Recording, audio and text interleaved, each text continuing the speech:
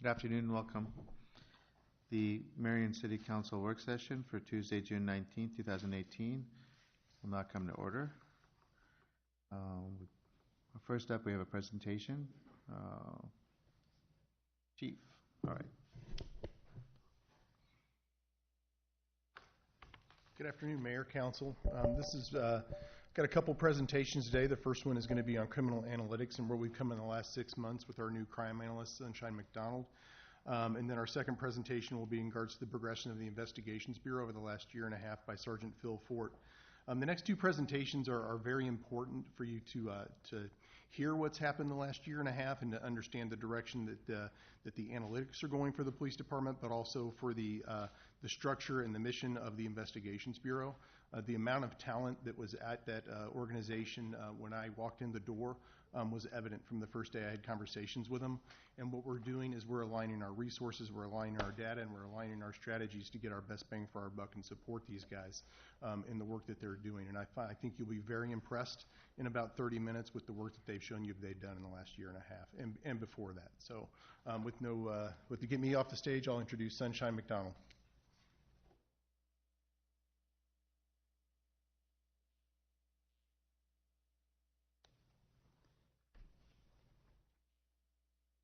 Hello. Hello. Hi. So first of all, thank you for creating this position. So I'm excited to tell you what I've been up to for the first 5.5 months. My presentation is not in PowerPoint. It's in what we purchased in February, and I'll go in a little bit more. So bear with me if I have some difficulties because I've never tried this before. But we're using a story map from ArcGIS, and it's part of our enterprise license agreement. So oops. This is just a timeline of what I've been up to from January till June. So I was hired January 4th. Everything was kind of a blank slate as far as crime analysis in our department. And then I went right off to social network analysis training, which I'll talk about a little bit more in this presentation, but I think it's a useful piece for law enforcement especially. February, I was really getting into department and city familiarization, knowing some of the products, where data comes from, who everyone is. The next one in February was a big win, and I was super excited to work with a lot of the other departments within the city. We were able to get the enterprise license agreement for ArcGIS, and it was really fun to work with Terrell, Amal, Steve, to solidify that. So once that came, I was able to dig in a little deeper. Also in February, I hadn't been familiar to our RMS, which is our reporting services, or our CAD system. So that took a big chunk of my time just figuring out how calls are getting entered, how we're reporting, what's it look like, let me see all the tables. And for me, I like to dig into the backside to look at the tables and look at SQL queries and how you join it and get data out more efficiently. So March, looking at our data, networking. We've had wonderful opportunities to network with analysts within the area, as well as I've had a few conversations with analysts in Milwaukee, the Boston Regional Intelligence Center I had a long conversation with as well. And in addition, we've been networking with some of the partners for the opioid data sharing initiative. I also developed the initial products. April, I started working on our GIS layer for our data. So again, that has to be built. It wasn't already done. We had a new beat structure, so that'll be exciting to start using that for analysis. Then I went to another social networking analysis symposium, and then we started a project. So I'll share a little bit more of that too, which is pretty interesting. June, continue data maintenance, training, and then keep on working on additional projects. I'm going to try to click here. So this is just fake data, but one of the things that we like to do, or that's been helpful, is sharing data daily to Lynn County and Cedar Rapids. And so if you look, it's kind of hard to see on here, but what happens is the patrol officers will type up summaries for incidents or calls that are significant. And so we join those up to some of the calls for service, the CAD database, and then it populates this. We also made this a one-stop shop where we put in the calls for from Cedar Rapids as well as Lynn County. And then if we have any significant incidents or people or things that we need to discuss across agencies, we'll put it in there as well. And then these little icons are actually maps. Right now they're PDFs, and later I'd like to have them interactive, but it's theft from vehicles and burglaries right now, but it'll increase. And again, here's another product, so if we have a wanted person, we can share this with other agencies. So one of the icons below was burglaries. It's kind of hard to drive. So this is actually data uploaded to the cloud to our ArcGIS online account. Eventually, I just want to have this where it's just feeding into our CAD data. So those icons on the bottom are actually connected to our calls for service. I don't have to really do anything except open the map, and there it is. So if we had 100 burglaries, they would all show up, and I wouldn't have to do anything. This was just uploaded data just because I didn't want to put this in the cloud. But you can get different information. That's the street, but you can get the case number. And then officers can click on here and see what other additional information we have stored with it. This was just another example of a product.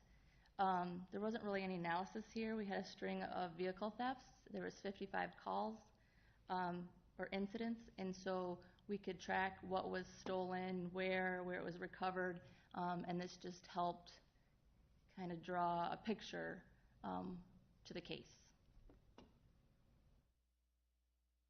I'm showing this because we have requests for what's our calls for service, what are incidents.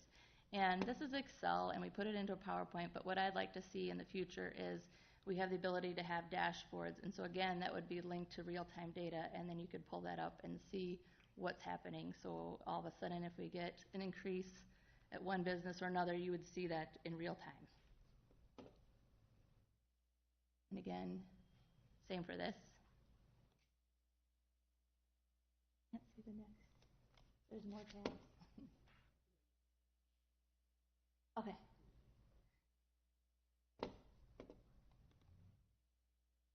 So this was our social network analysis project. So there were 7 agencies, including us.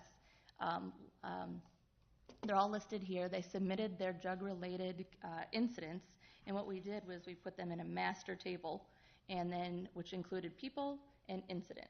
So we had over 20,000 incident records and over 16,000 people. So what we did was we tried to figure out, is there a connection? Is there a connection between incidents in Davenport to here or none? So let me see if I can zoom in on this.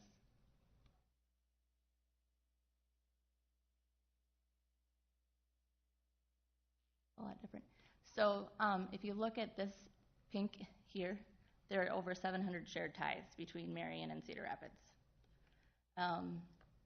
And then, there's a few like 14 or, through some of the other local jurisdictions. But so what was significant here is that we can do our own social network analysis here, and it would be very helpful, but it would also be helpful if we coordinate with other agencies. It just adds more to the puzzle. So this is just a little bit of what we do when we do a social network analysis. Right here, if I click on this, these are all the people that are connected. The bottom down here is a little bit of noise. It's just if there's one person connected to another person through one incident. These are clusters. So this cluster, those are all people connected through these incidents. So what we do is we zoom in and go into these and see what we can do and how we could drive our decisions. So I don't know why this is like this. These are all numbered clusters. Shoot. Let's go to the next one. So cluster 18 was really interesting because the first big cluster was all Davenport data. But then this was the next biggest cluster with over 350 individuals. And there was a complete mixture from Iowa City, Davenport, Cedar Rapids, Lynn County, mostly from this metro area, but it was still interesting that there were ties. And when you look at this, there's some statistics about centrality and betweenness. And in this case, the person had a significant centrality, which means they were really popular. And then it also had a significant centrality, meaning, or betweenness, meaning they were a bridge. So if you were looking at breaking up a network, if it were a bridge, you'd want to see where you could sever those ties or what it would look like. So in this case, this cluster, this person was pretty central and had a high degree of betweenness. For the next cluster, didn't have as many people in it. This person had a large betweenness, and this person had a large centrality.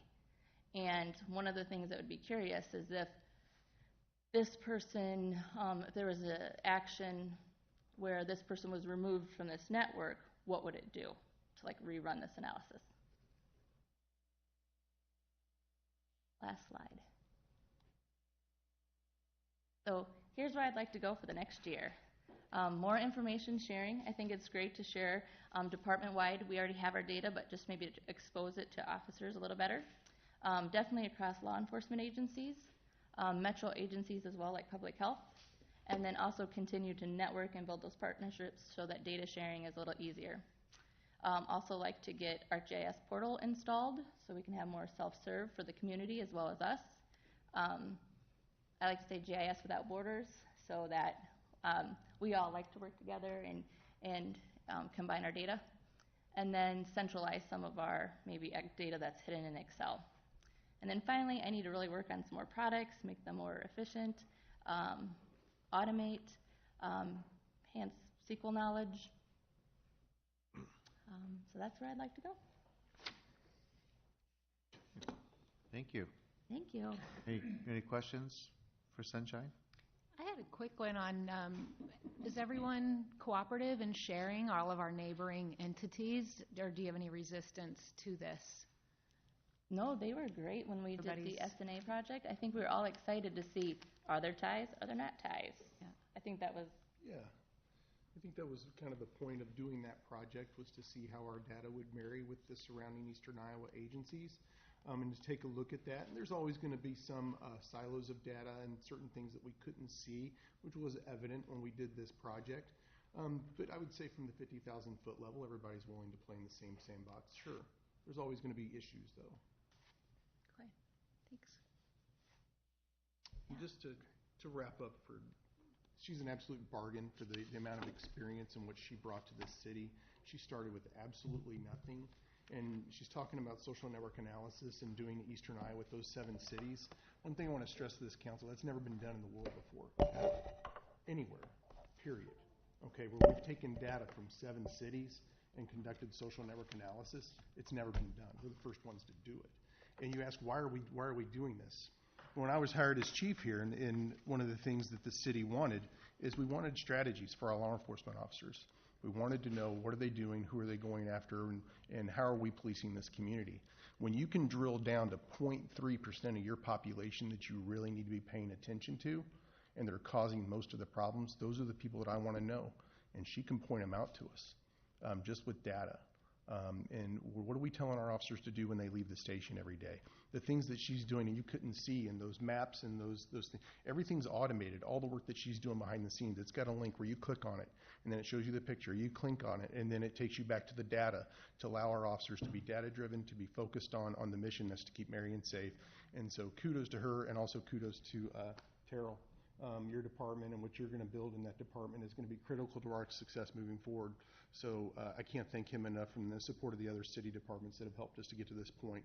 You give her another year, she's going to be one of the best in the United States. And I don't say that. I've been doing this type of work for a long time. But the way that she's going and the things she's doing, I haven't seen in some spaces before. So I'll introduce Just Sergeant. ask one other thing. I'm sorry. Please.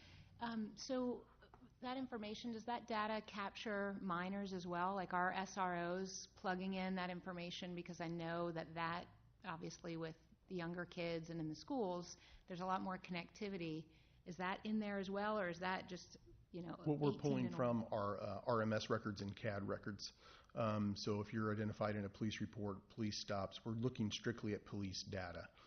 So if a juvenile has been stopped by police and stopped with other individuals and police report some type of police documentation, it will be captured. Okay. Sergeant Fort, come up now. And Phil was assigned to the Investigations Bureau in April 2017. April of 2017, so he's just over a year there now, and a lot of his staff are here today, and I know he's going to introduce them, and I'm just extremely proud of the work that they've done since I've been here, so I'll just turn it over to Phil. Welcome. Mayor, Council, thanks for having me. Before we get too far, they all decided to show up, so if you guys want to, this is Lieutenant Elam. Nick Martins, he's an investigator. Mike Rozek is a sergeant of patrol. Chris Ward is an investigator. In the back is Corporal Burning and Corporal Hancock. We're missing Officer Gilson. So those are the guys I work with every day, and get going here. So our structure, there's a lieutenant that oversees the whole division, and there's Lieutenant Elam behind me. He's in charge of the division, takes care of everything on the admin side. We have one sergeant, that's me. I started there in April 2017 till now. When I came up there, the sergeant previous to me carried a caseload. The chief changed that. I do not have a caseload, so I manage all 5 guys in the investigations division, and I report to Lieutenant Elam. We have the 5 investigators, 2 are corporals. We have a DEA task force officer, a property evidence tech, a computer forensics tech, and then we have 5 CSI officers. Most of them are on patrol, but they fall under investigation. So if we do have a major crime scene, they come out and help us, and they fall under Lieutenant Elam and I. Since I came up there, there was 5 corporals up in the investigation division. We've done it down to 2, and made 3 officers come up, as I introduced them earlier. The corporals have been given some more assignments, so they take on some more responsibility, and we've actually broken up the investigators to report to them. When they write a report, it goes to the corporal, then it comes to me to check, and I turn it into our records division, so it goes through some more checks there. The corporals do take over when Lieutenant Elam and I are either off on vacation or if we're both gone on training, which is rare, but they do step up and take charge for us. The reason we've gone to the officers instead of having corporals up there is there's not a rank. So the officers, if year and a half, 2 years from now, another officer can be rotated up there. So they can be rotated in and out. That has not been discussed at this point because there's a lot of training involved. As you'll see, the investigators come in, we send them to a lot of training. So we haven't decided on how long they're going to be up there yet, but it's probably going to be closer to like a 5-year before they get rotated in and out. The sergeant is at the chief's discretion. He can move the sergeant anytime he wants in and out of there, as well as the lieutenant. Our investigators are all generalized, which means a year and a half ago when I came up there, we switched it from being specialized to generalized. We used to have one person that did all sex crimes, one person that did all narcotics, one person that did robberies. All the investigators are cross-trained to do all of them, and it makes it so much easier. So if we call somebody out, not to call that one person for every sex crime that happened. We have a lot of those. So I can call anybody I need to come out, and they can handle any call. So it's helped out a lot. We've gone to a weekend and a holiday rotation for the guys. So they spread it out over 6-7 weeks. They know basically a year in advance when they're going to be on call for that weekend and for that holiday. So starting at 4 p.m. on a Friday through 8 a.m. on a Monday, they know if I call, they need to answer their phone, and they always do, and they're going to be called in. So that way I'm not making 8 phone calls trying to find out, hey, do you have something with your kids tonight? Where are you at? Are you out of town? They know they got to be in the general area, and they're compensated for that. Notifications from how we get called out. So the patrol,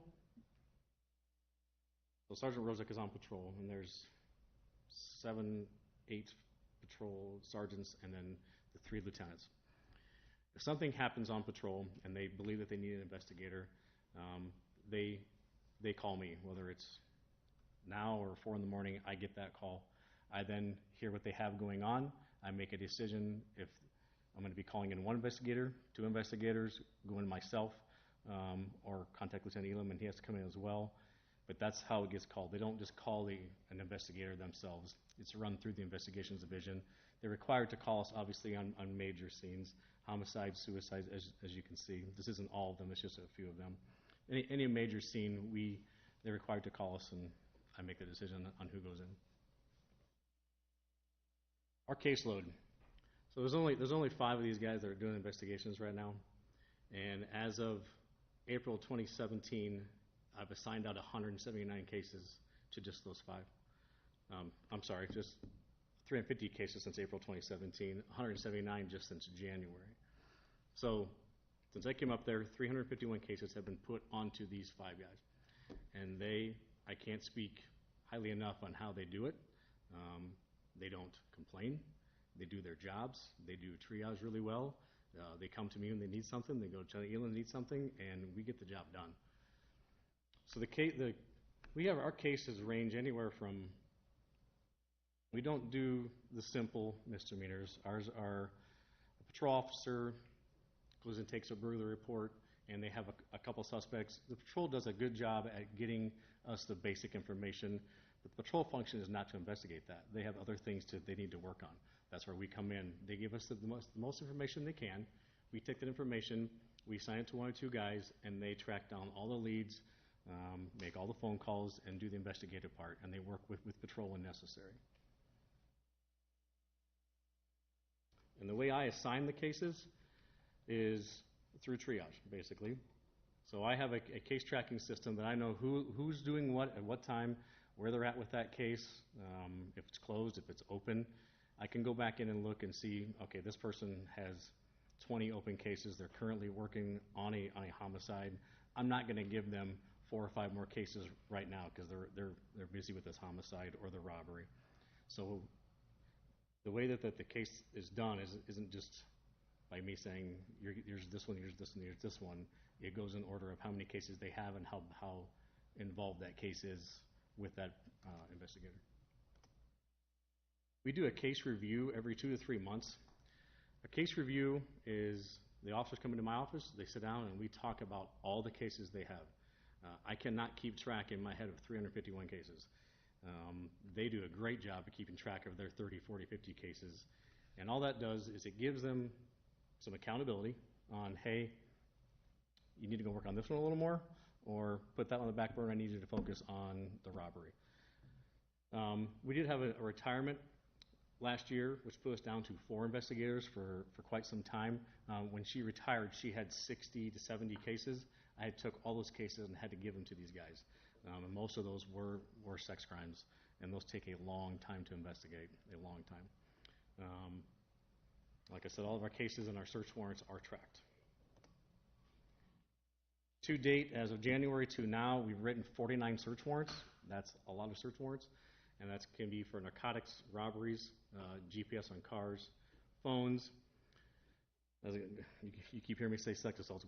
Those are, we had to get a whole Snapchat and Facebook, and sometimes they don't play well with us, and we got to get preservation letters to them immediately for a lot of stuff because it's gone. So we had to get going on those right away, and these guys will come in the middle of the night and write those warrants and get it going in the morning without a hesitation. Just had a case from, let me get to that, sorry. Narcotic seized so far just this year. You guys can look at the numbers there. We are very busy, and as you'll see towards the end, we want to do more proactive stuff. Right now, we're doing a lot of reactive stuff because our staff we're overwhelmed. Obviously, we've seized $14,206 in cash so far. I put the DEA in there just to remind me that we do have our DEA officer. He's not here. He's not assigned cases through us. He works solely with the DEA. But we go out and we help them do surveillance at night when it's a Marion case, and we've had a few lately. Some of the DEA numbers are astonishing of what they're pulling down right now in this region. It's a lot, and I can't get into that because it's DEA. They don't like me talking about it. So, equipment that we use, we have a ferrule scanner. Are you guys all familiar with that? Since you guys approved it, correct? You're not familiar with it? Got some yeses and nos? Okay, this thing is a very cool tool. Mary, you want me to tell you all about it? Or Remind us, yes. So we have a ferrule scanner, a drone, drop cameras. We use our drop cameras for surveillance, and it worked out well for us in one of our cases where the house it was hard for us to set up on and watch. So one of the neighbors actually saw me sitting out there, and the guy came out, and he's like, you don't belong in my neighborhood. I'm like, that's what I love about Marion. I'm like, you know what? You're right, I don't, but I'm working, He goes, oh, we had a short conversation, and he said, do you want to use my house? Absolutely. So Corporal Burning took one of our cameras and put it in their house, and we put the camera pointing right at our suspect's house, and we got a bunch of information off of that. So it was great. We have a Let's program, which we have our CIs, our confidential informants. We can give them a phone and dial in on their phone, and it's the conversation's recorded, and every investigator working surveillance that night can get on our phones and hear the whole conversation. So if things go south, we can be there in a couple minutes. That we were not parked in the same parking lot as the buy is happening. We can be a little ways away, and everything is recorded, and we know exactly what's going on. Night vision, thermal imager, and our Cellbrite. Cellbrite is what we use to download phones from investigations. So if we stop you and you have a bunch of marijuana on you, we're probably going to take your phone to look through it. Cellbrite downloads all that for us. It's a great tool. Already got yelled at by the city manager.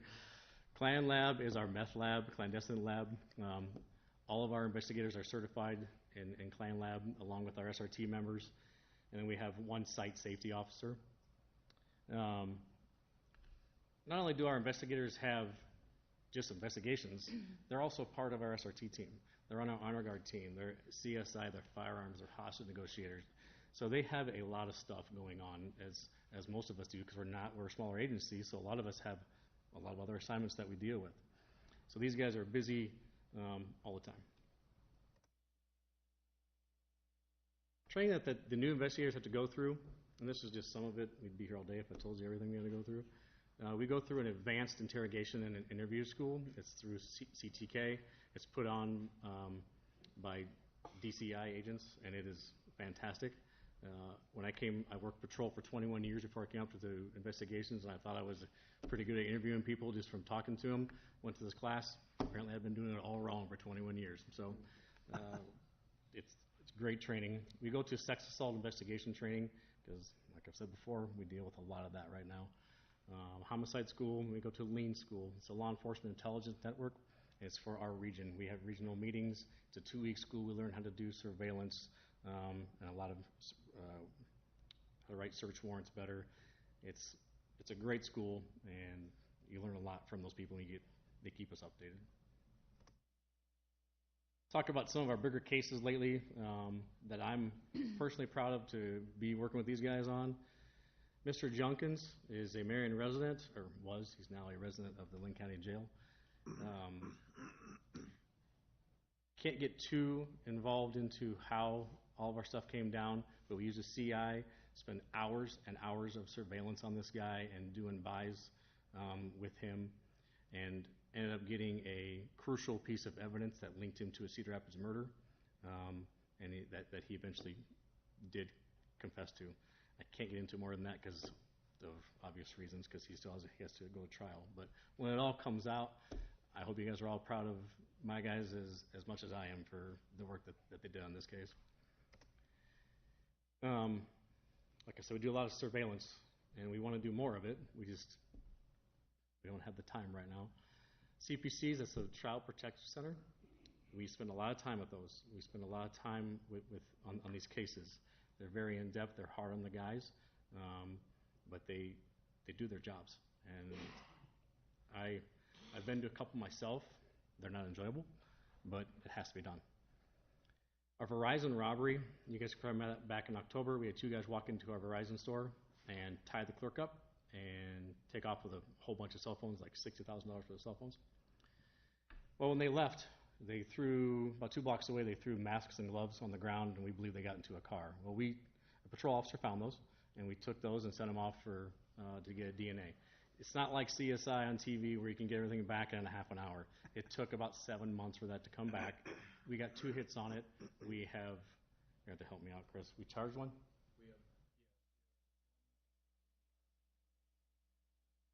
So one has been charged with this, and the other guy, we're pretty sure he's hiding out in Chicago. He knows we're looking for him now. So the things they do behind the scenes, you don't see their face every day on patrol. We're behind the scenes doing that stuff, waiting for stuff to come in, and when it comes in, we go get these guys right away. Obviously, they're both in Cedar Rapids, and the one's in Chicago now. We had a fake robbery on Meadowview Drive. It sounds weird, but the guy's on probation, federal probation, and he called in and said he was robbed down on Meadowview Drive. And Corporal Burning and I were on this case, and we're like, something's not right, but we're going to investigate it properly. It turned out he had lied about being robbed because he didn't have money to pay for his rent. And if he couldn't pay for rent, then he'd lose his home and he'd go back to prison. So had he just told the judge, hey, I lost my money, I can't afford it right now, he'd have been okay. But we spent hours on this, and it was a great job on his part with the interviews as well. I know I'm going over my time, and I apologize. The shooting in Thomas Park, as you guys are all probably very familiar with right now, happened by McDonald's.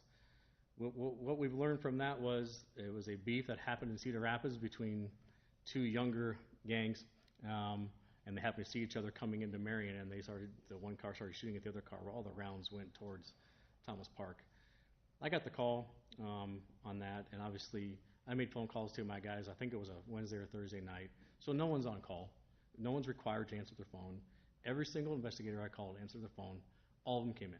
We were all there for about 7-8 hours. Within 3 hours, we had all the names of the players, and we had all 3 vehicles. We went in Cedar Rapids. We towed one of the cars. We're over there knocking on doors, trying to find these people. And you have to help me out again.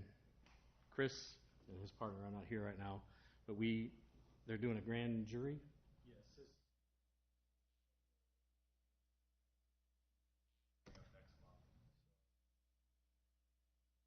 They're looking at 10 to 20 years for doing that. So, and just the way they worked together and the way that we worked with Cedar Rapids that night as well was outstanding. In the future, we'd like to take a more proactive approach, but right now, obviously, as you can see from our caseload and what we do, it's very hard. We get intelligence sheets daily from the public, from other officers saying, hey, there's a drug problem here. Hey, I think there's a prostitution here. We do our best to follow up on those, but the cases that come on our desk, we have to take care of first, obviously. We want to use our CIs. Like to add 2 more investigators at some point and have them work the evening shift when it's the busiest. Starting July 1st, we currently have a full-time computer forensics person. What we've done with him is he's going to go back to patrol on July 1st because it's ever-changing, and the financial part of that is also very high. Corporal Hancock's going to take on part of that responsibility. We're going to kind of make it a hybrid position for right now and try and get another body back onto patrol to help cover the summer because patrol's getting slammed as well. Hopefully in October we will be adding another investigator to take the computer forensics part, also to do investigations, and well, he'll do full investigations. Corporal Hancock's going to take on doing the Cellbrite and some of the computer stuff. Thank you for your time. I'd love to answer any questions. Steve still wants you to explain the scanner. The Faro scanner. I thought you shook your head yes. That you Oh knew. no, I'm just you two. I have no idea what a Faro scanner is. I might have. Oh, I thought I saw a lot of yeses. The Faro scanner. In fact, you can talk about that more than I can. I don't know. I'm not certified on it. It's a scanner it's a computerized camera that you can take to any scene, whether it's an accident, whether it's a homicide. It takes, and it spins around and takes a bunch of pictures and turns it into a 3D thing. I remember when we approved that now, yeah. Any questions All right. for Sergeant Fort? No, any questions? No, I just got a couple comments. I just want to say we are super proud of you guys. We've been, tracking these stories. We know what an asset you are. The tools and technology that you need, we do support that. You wouldn't be able to do some of those things without us. So, kudos to all of you, and thank you. Council does recognize it, and we do appreciate it.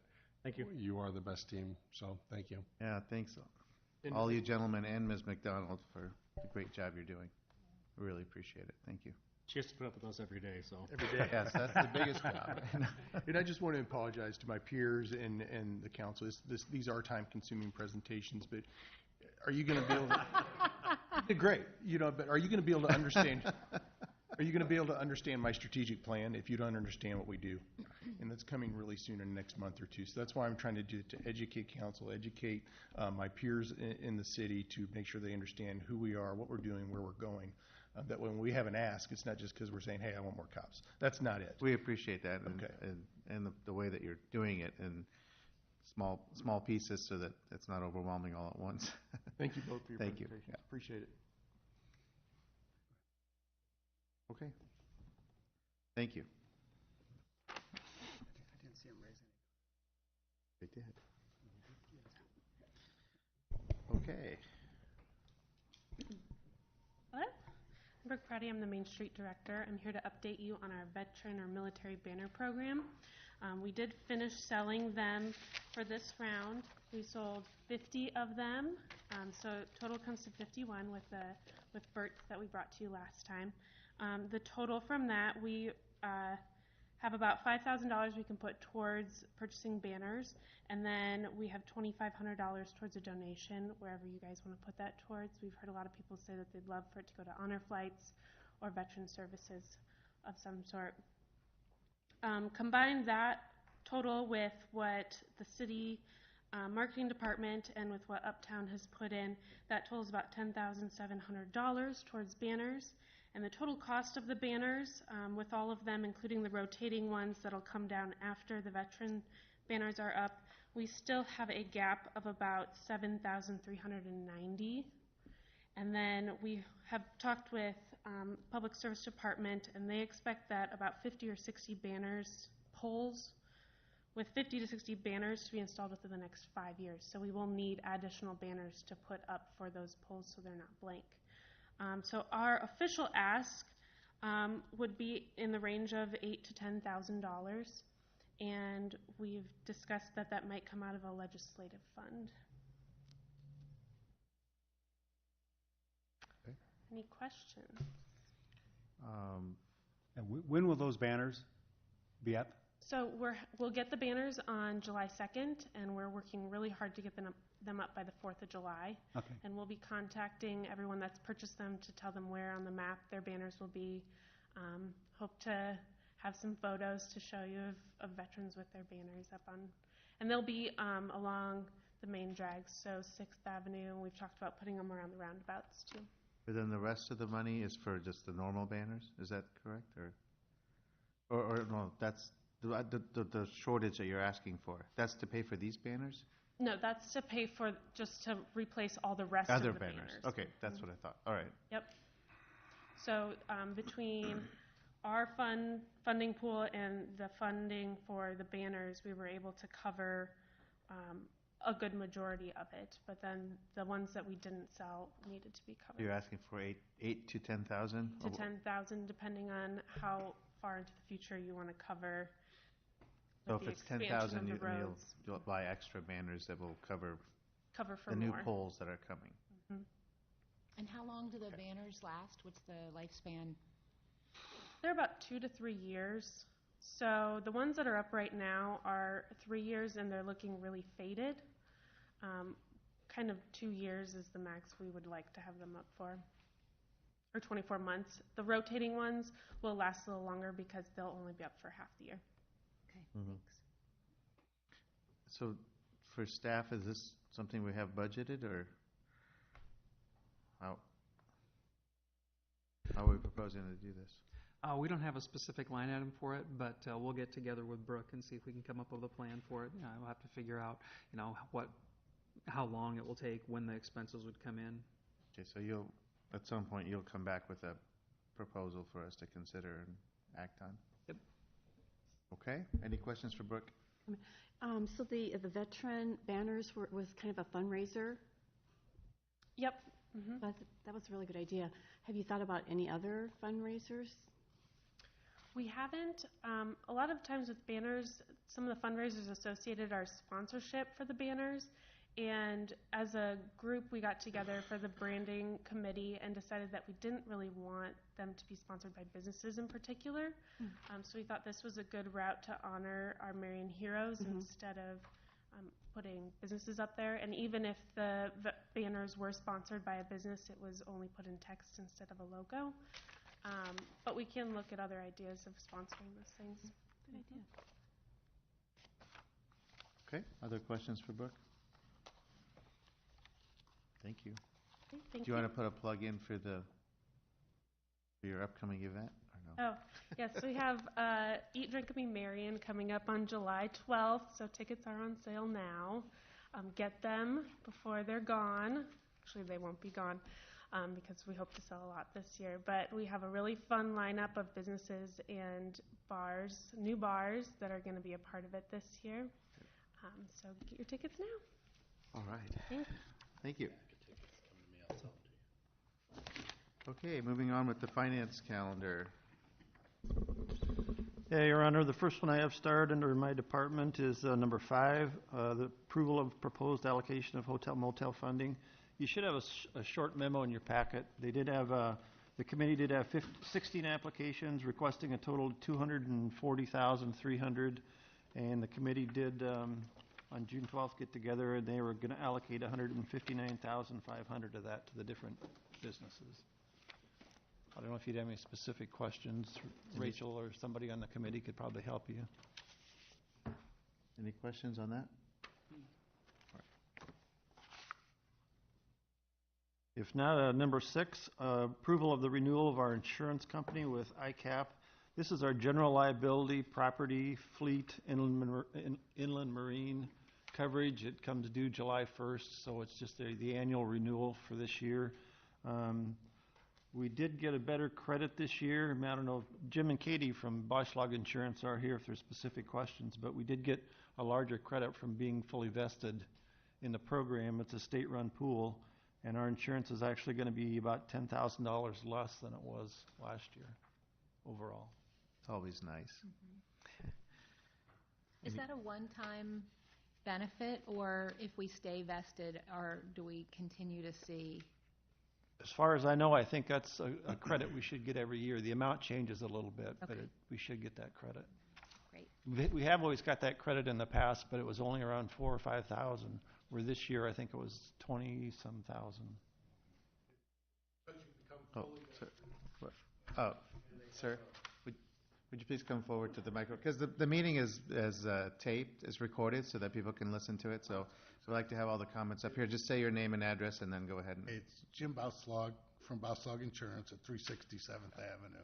Thanks, Jim. And the reason that the amount increased is because you've now been with the pool 6 years, so it's basically fully vested, and there's a fund that's set aside, and based on how the return comes back on that fund, they divide out to all the fully vested members. Okay, so investment returns will vary from year to year, but probably pretty consistent. You know, we can't make any promises, but that's what if it's the shown market in the goes past. down, it will affect that. So, Okay. thank you. Any other questions for Jim while he's up here? Is that the industry trend right now? Is everything being pretty flat? Because it's nice to see an overall decrease by the credit, but everything overall looked to be pretty flat, and I know it goes in cycles. Actually, rates are trending up. Workers' compensation rates are trending down because of changes that the state legislature did. Auto rates are currently going up, and those have been for years trending down because I think of safety improvements in the automobile industry. Unfortunately, we are seeing more distracted driving claims, and those have, the last 2 or 3 years, have hurt the industry somewhat, and I think Marion's done a very good job working with their drivers to make sure that they're not on their cell phones while they're driving. I need to remember that sometimes myself. You probably do too, Steve. We need a state law to encourage that. Okay, thank you. Thanks, Jim. I might just add to that, too. We did add to the policy, if you might imagine, a pretty large pumper from the fire department that we added to the policy. It was added to the premium, and we still had a decrease in the overall policy.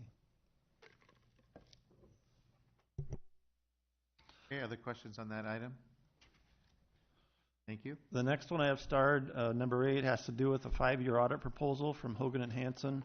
They're the individual firm that does actually do our current audit. Actually going to be coming in here in August. They usually stay here a month or two. They also audit the water department. They did ask me if they wanted us, or we wanted them to submit another 5-year proposal, and I did request that. It would be staff's recommendation to stay with them. They are good to work with. They are very familiar with the layout of our building and can find the records and stuff, and it's really minimal disruption here with the city staff. Water department is also going to recommend staying with them. We've just been real happy. And I did go out several years ago with an RFP to all the local CPA firms to get a response, and I basically got 0 at that time. There's just a lot of firms that are just getting out of the municipal auditing business. And so I really had to go back to Hogan and Hanson and just see if they would reconsider, and they did. So I guess they've been really good to work with, and I'd like to stay with them if Okay, questions there? The next item, number 9, I'd like to approve Leanne Carey in my department, the finance manager, to become an authorized signer on the city's financial accounts. If you don't know, I'm going to be retiring here in a couple months, and I'd like to get her up to speed on being able to oversee the accounts and get her on as an authorized signer to be able to conduct business with our investments and financial institutions. Okay. The last one I have starred, number 11, what we've recommended, we got the development agreement in place for the GLD hotel project. The financing piece has now been in place or was approved at the last meeting. We actually closed on the note with the bank today. But as part of the approval process, we would like to recommend, staff would like to recommend to maybe put Renee and Randy as the Mayor Pro Tems, as just being able to not be a signer on our accounts, but just to agree and authorize the city clerk or the mayor to make that additional drawdown and make that payment. The payments will show up in the bills at each council meeting, but it probably will not be a separate resolution. So we just like kind of the blessing from one of the council members so they're aware of the process. Yep, for the record, I would just note that my first name only has one E at the end, since this might go on official legal documentation to be signed.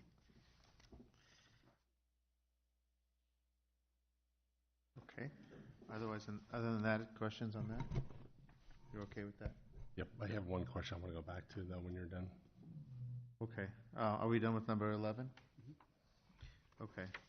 Wes, you had brought up, I want to go back to number 6, and while we got Mr. Boslog, this may be an appropriate time.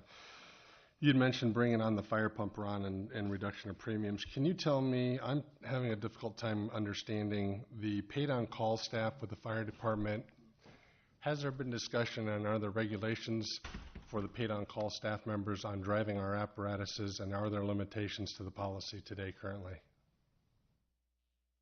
That might be a Jim question. Welcome back. No, there currently are no restrictions as far as drivers driving the fire equipment. Okay, so that's left to the determination of the fire chief. Okay, very good. Thank you. That's what I needed to know. That new fire truck, that was almost $6,000 to insure that, but it's a pretty expensive piece of equipment too. I haven't actually seen it, just pictures, but it looks pretty nice. Big. It's very nice. Can I just ask? Go ahead. Is there a desire to have the paid-on-calls drive these vehicles? Nope, I was just a general question at this point. I want to defer to that one right now, so thank you. Okay, deferred. Okay. Wes, about the only 2 items we didn't discuss were transfer of funds from one fund to another. Can you just explain that a little bit? On number 7? Yeah, like 7. Yeah, that's, we budgeted, every year we budget workers' compensation within each fund that has personnel. And it's kind of based on an estimated amount of claims each year. Well, we usually don't pay all that out in actual claims. And so in an effort to boost the employee benefits fund, where we really pay employee cash outs when they retire, we transfer that excess money that was budgeted but not used just over into that employee benefit fund, just to help fund those cash outs. We've done that every year for the past several Right. years. Yep, I just wanted the new members to kind of, And do you have a question on 10, or? well, that's also a transfer of funds. Yeah, that was money that was taken in an escrow for the church to do a portion of 35th Avenue, Street, maybe you know, Mike. Avenue, I think. Avenue. And we are basically just going to use it for another purpose. It's been kind of reallocated to another portion of that 35th Avenue over by Brightgate 6th Edition. And I don't know, Mike, if you'd have any more detail on that. Yeah, basically it was discussed that we didn't need to improve 35th Avenue next to Highway 13 at this time, that we were going to defer that. So basically we're using that cash to pay for a different portion of 35th Avenue. Then when it's time to improve that portion, then what do we do? Then we'll have to get it out of some account. But rather than the money just sitting there doing nothing, we're using it to build some roads. Okay. On to public service.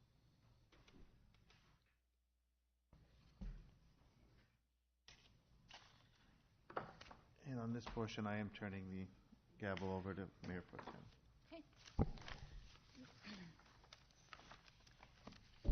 Ryan? Okay, thank you, Your Honor. Item number 3 is the only one we have starred. As we discussed last work session, we're at a state that we'd like to approve a selection of a construction manager. This selection doesn't mean that we're approving the project, nor does it mean we're approving a contract for construction manager services. All this does is engage both sides of legal. That way we can go ahead and get a contract put together. The construction manager proposal started last year. In October, we went out for RFPs for construction manager services. We had 8 respondents at the time. During that time, the Iowa legislature changed the state law. What they changed was the leaseback provisions on public improvements. And so we had to amend our proposals. With that, we invited 3 firms to come back and submit their proposals. The firms included Knapp Worden, Marion Construction, and Knudsen Construction. All 3 firms did a great job at submitting proposals. With that, we also asked them to submit the fee schedules as well, and I'll kind of go over these with you. Marion came in, and these fee schedules are a little different. You had general conditions, which were included in the schedules, and then you also had a flat fee, which was submitted by Knapp Worden. Marion Construction came in with a proposal not to exceed $561,519. Knudsen Construction came in with a proposal not to exceed $545,519. And then Knapp Worden put a bid in for 4% flat fee for the entire project. And so, to say the least, this was a very difficult decision. The board mulled over this for about 2 months. All 3 firms are very capable at performing this task. We did supply some references for Knapp Worden.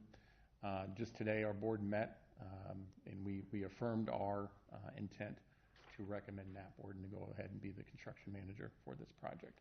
It has to be noted they are currently the architects on this project. However, they do a lot of construction management services, which we included in your council packet.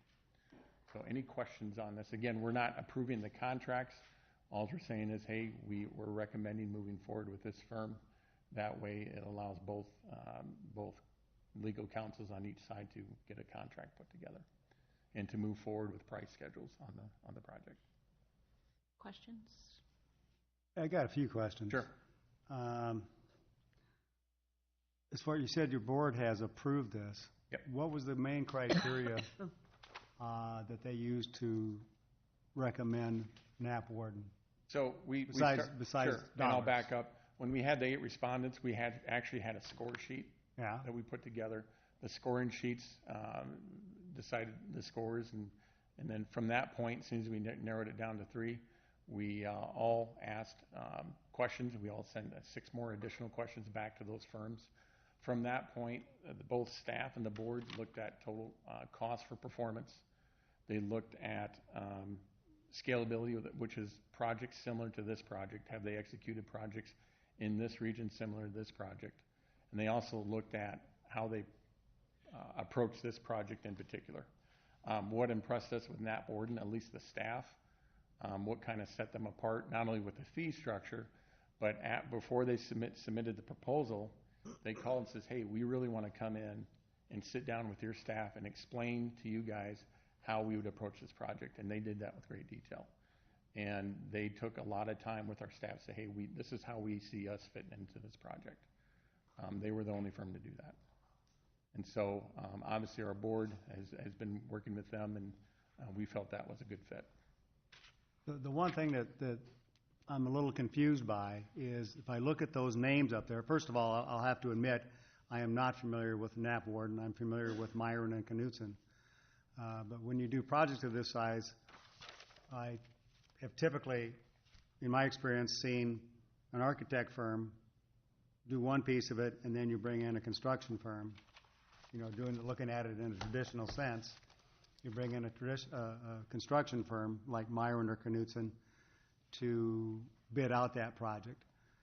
But I've never seen or heard of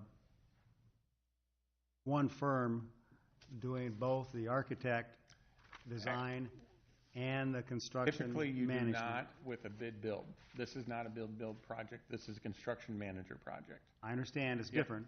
Yep. And so typically we don't see these. And so it's very common for, let's say in this case, they call them a prime architect. Right. Very common where the architect is actually the CM. Very common. And so. Say that again? Where the prime architect is actually the construction manager. That's You're very saying common. that's very common? Yeah. And actually when we started this with Nap Borden, they said, do you want us to be the prime? We said, no, not this time. We want to do a different selection for that. And so with the construction manager model, what typically happens with the prime architect, they put all the bid documents out to these subs. It's not uncommon. This is just a different approach to that. We're not doing a prime architect agreement. We're doing a construction manager agreement with them. Why did we not see in the information we got from Nap Warden? Typically, I would expect to see, maybe you already have it somewhere else, obviously, because I would expect to see information in there on how they would manage that project, how they would perform on it. Oh, yeah, we have all of that. You have That's all with of our that? board. Yep. It's not here, but you got all of that information. Actually, it is here. You want to? You have it, Okay. though. Yep. I don't. The board does, and our staff does, and so the board made the decision based on their answers. Okay. I'd be happy to provide all that. It's extensive.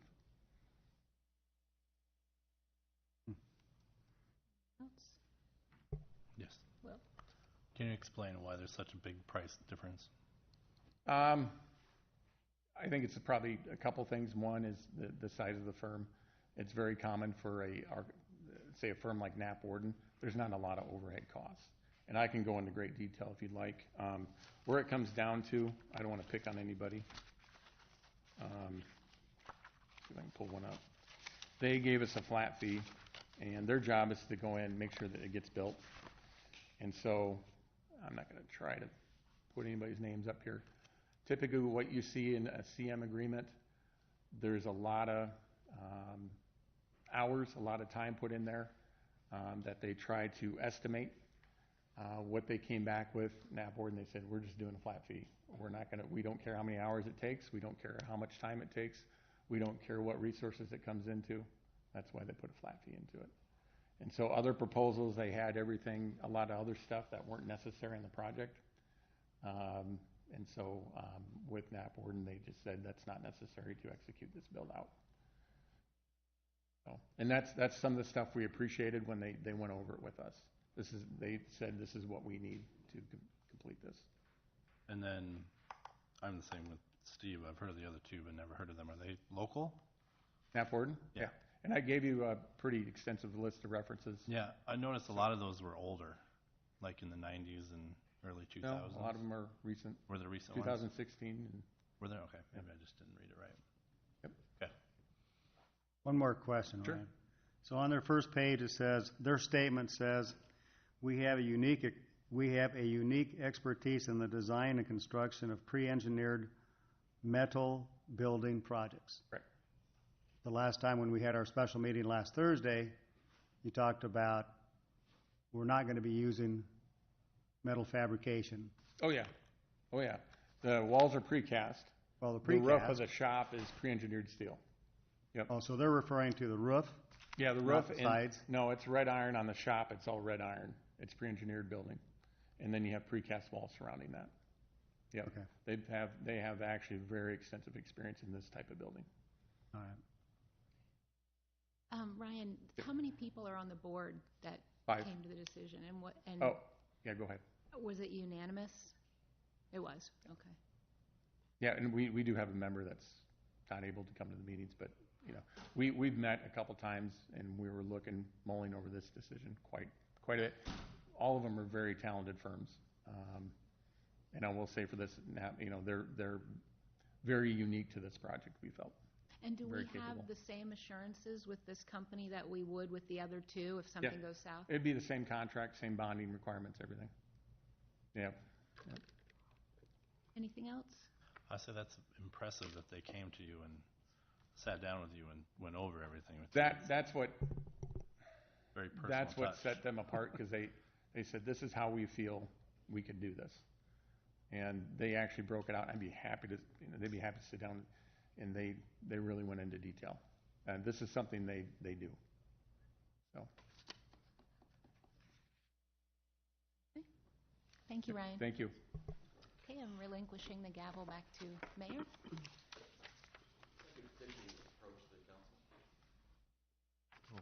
Go ahead. He wants to. Is this regarding what we just heard? Sure, come on up, please state your name and address for the record, and Brian Kubik, 419 Green Valley Terrace, Southeast Cedar Rapids, Iowa. I am the Director of Business Development for Knutson Construction. Thank you for just a couple of minutes of your time, Mayor and Council.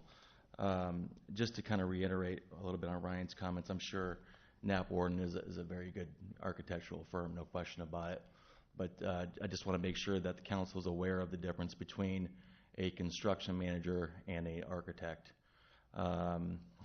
A construction manager coordinates and schedules the construction process.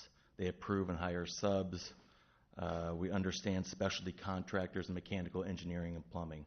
Okay, cost and schedule. We come up with the schedule for construction. The architect does it on any project.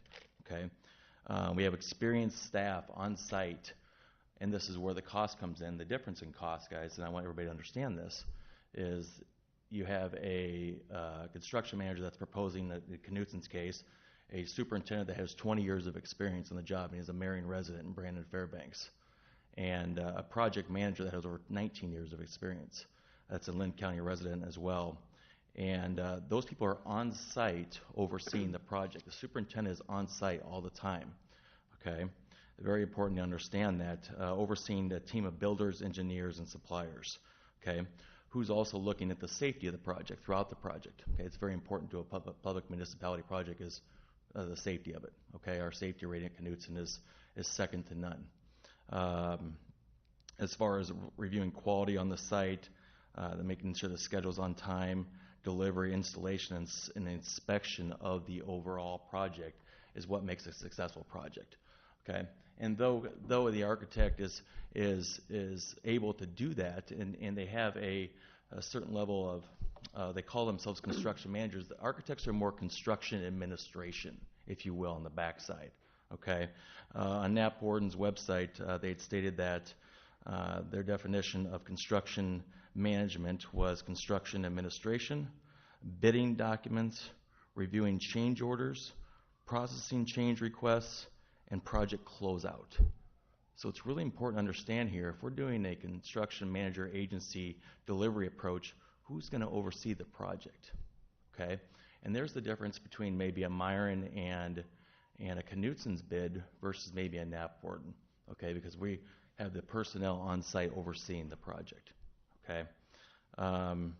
As far as the evaluation process goes, I'm a little bit leery on that. We did meet with myself and my general manager met with Ryan on 2 different occasions and had great conversations.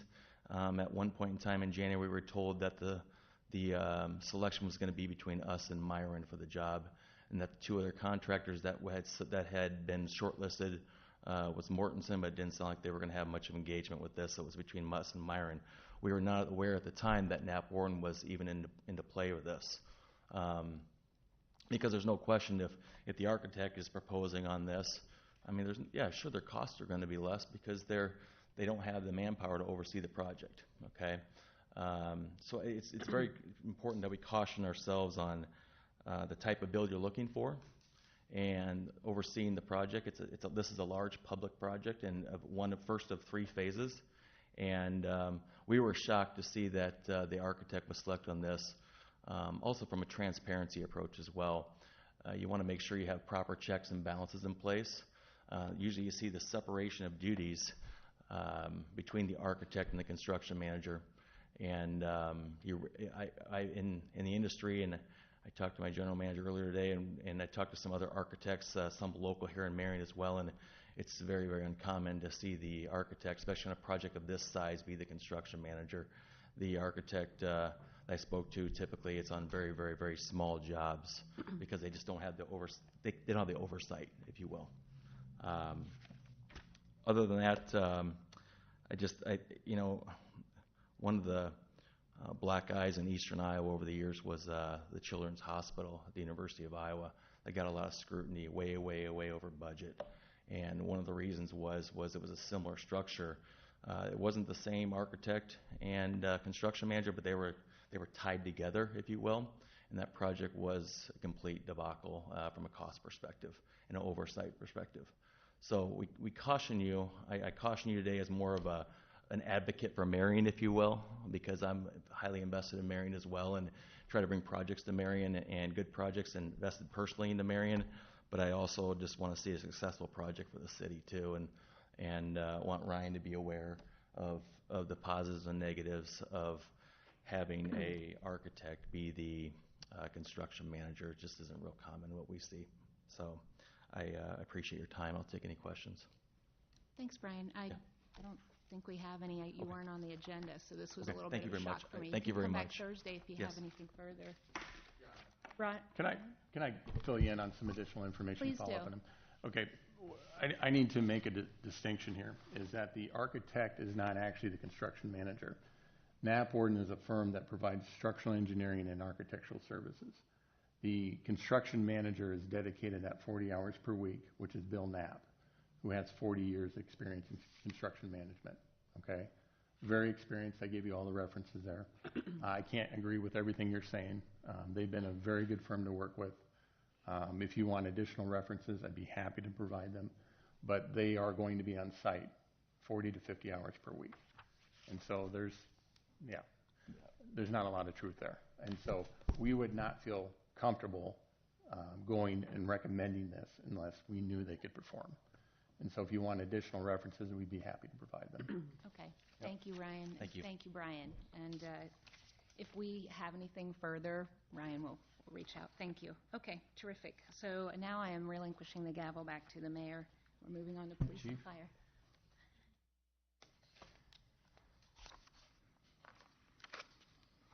I wanted to take a few minutes. I'm not going to ask the council for any action. This is just an awareness thing on some incidents that we've had at Cocktails. It's a tavern on Blair's Ferry Road. Council, 3 of the members weren't in place last year. We had a major disturbance at this location, a lot of negative community feedback.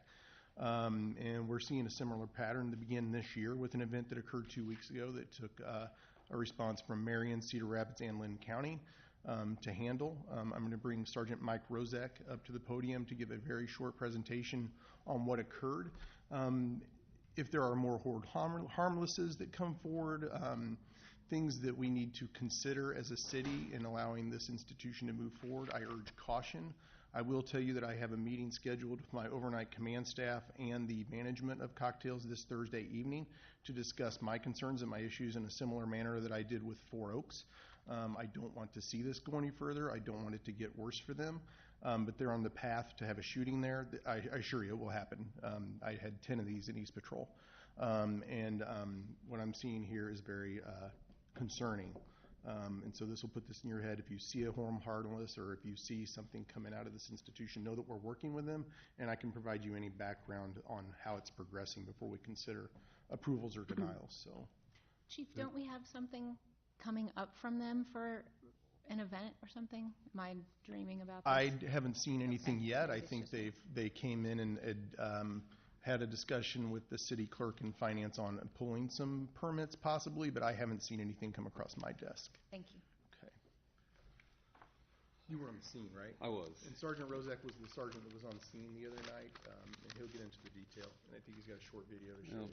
I'll try to make it shorter than Sergeant Fort's. Thank you for, Phil put a lot of effort in that presentation, so thank you.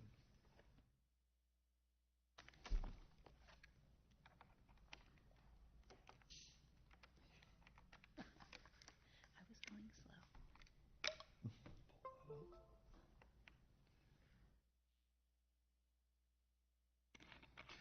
slow. Like Chief said, thanks for allowing me to come in here and talk. I'm Sergeant Mike Roderick. I'm the overnight sergeant for work 10 at night, 6 in the morning. So, as the chief alluded to last year, they had a event up there at Cocktails that kind of went south. They had a rap concert. They had several rap artists nationally. A couple of them are nationally known. Chingy was the main headliner. At that event, they hired 2 officers to work security. I also coordinate the extra work for the department, and talking to Ryan, one of the managers up there, the owners up there, they were going to have outside security from Permar, like up to 15 that night. So we went with 2 officers. Turns out marijuana use. We had the officer getting beer thrown on them. We ended up having our whole evening shift. We pulled a couple officers from another extra work event. We ended up having like 11 officers up there. Come to find out, the Permar security, they were just on the perimeter. They weren't allowed to come in per their contract with Cocktails. So essentially, it was the 2. That event ended up getting shut down early, but it was chaotic and could have went south real fast. Fast forward to 2 weeks ago, our officers, we usually do nightly bar checks up there, as we do at the other bars in town. We were advised from staff there at Cocktails on that Friday night that they had a couple parties booked, and they were allowing them to bring their DJ in. They had asked that they were only going to have 1 bouncer, 1 security officer, or security personnel from Cocktails working, and just asked us to do some extra patrols and do some walkthroughs. So we did. The first round, a couple officers went in there, driving through the parking lot. There's approximately 50 to 100 people just loitering out in the parking lot. Odor of marijuana. We went out, did some checks. We talked to some people, searched the vehicle, didn't find anything, carried on. Did the bar check in the bar, and my understanding, the officers were told they were at capacity. They were no longer letting anybody in there because it was pretty much shoulder to shoulder in the bar. The 2 guys that went up there, they got a hold of me when they were done. Say, hey, it's probably a good idea if we bring the whole shift. We had 5 working that night. But there's a lot of people up there, so they'd appreciate more walkthroughs and go up there, at the end of the night. So I drove up through there about 1 o'clock in the morning, and again, there's probably 75, 100 people in the Cocktails lot, and then I refer to the old big yellow house, the lot to the west, full of cars, people just hanging out there. And obviously, when we drove through there, they kind of disperse and move around. So knowing obviously a situation like that can quickly go downhill. I got with the officers that we were meeting at Come and Go. We were just going to go up there and kind of hang out and maybe start clearing things out. Again, at the same time, my understanding was, and the officers' understanding was, that they were at capacity, and assuming they were counting people. So one of the officers said that when he did the bar check, this is the point he couldn't walk through. It was shoulder to shoulder. He couldn't walk through the bar without bumping into people. So we're at Come and Go. I'm gathering, getting the officers kind of heading that way. An Uber driver pulls up and says, hey, I want to report. I was just up at Cocktails. They're smoking marijuana up there. I about got hit in the parking lot. Like, yep, we're aware of it. We're working on trying to find a resolution here for the night. It wasn't 5 minutes later, had a fight, or multiple fights break out in the bar. So one of our officers was literally pulling in the driveway. Myself and another officer were at Come and Go. So 30-second response. So what I've got here, what ended up, a couple fights break out. We get there. my best guess, there's probably 300 people there, or, you know, in the bar and out in the parking lot. So that response, you know, obviously we're outnumbered. Like the chief said, we ended up calling for assistance from Cedar Rapids, Lynn County, Hiawatha PD. They have 3 officers working on a Saturday night. They all came over. So in all, I think we had 17 officers that showed up. So luckily nobody got hurt. Obviously it's a situation, and you'll see in the video, it's a situation where it, you know, it could go south real fast. So nobody got hurt. No arrests were made. Initially, you know, we're outnumbered, so it's more of a playing defense, trying to, you know, keep the peace. So staff found 31 empty liquor bottles inside the institution and in the parking lot, and so it's just what's going on there. It's unacceptable for where we want to be as a community and those types of events. When I have to take all my police resources and then tap neighboring communities to keep it from blowing up, that's unacceptable. And I'll address it. And that's why I'm not asking for anything, just awareness of what we're dealing with. And he'll show you a video. yeah, I'll show you a couple of videos. First one's the squad, my car video of what the scene was when we pulled in. So.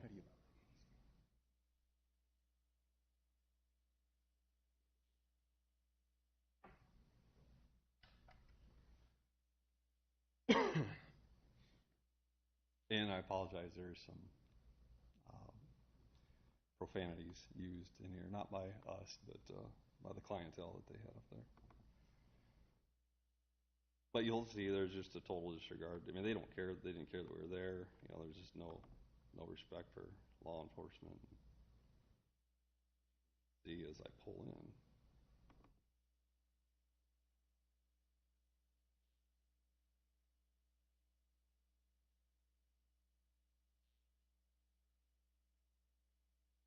Over the other screen.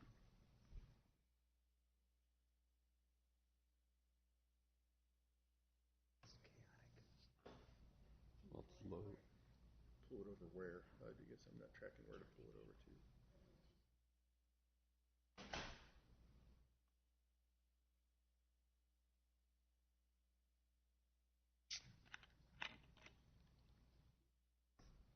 Yeah. Oh, geez, where'd it go now? Hit play.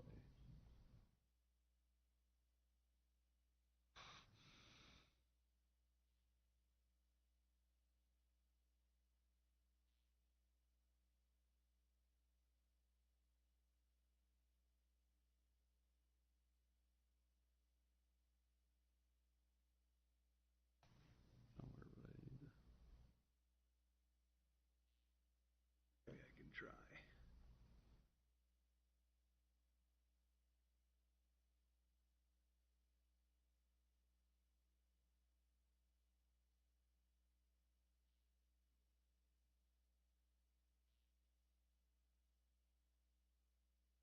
Okay, here, I can watch it from there. Okay.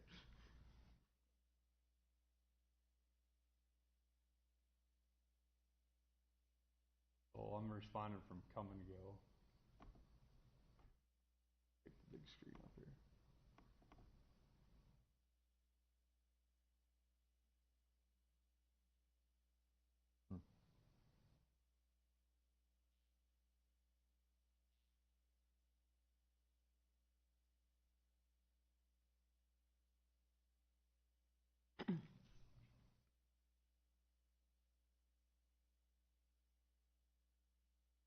And audio, we'll get audio here in a second.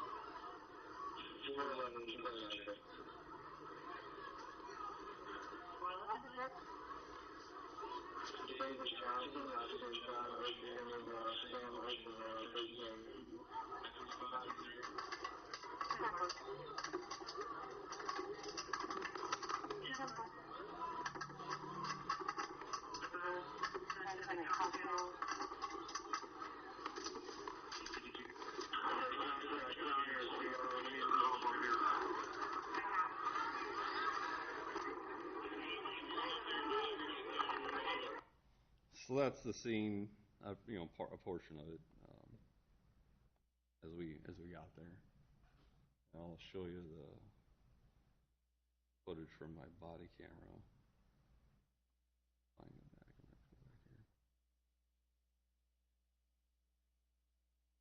here. The crowd that night is caused by two private parties? So, yep, they had two private parties in there, and they allowed one of them to Bring their own rapper. bring their own DJ to play their own music. So, where did my... What happens at these are what I call, they're low frequency, but they're supposedly highly profitable events for these bars.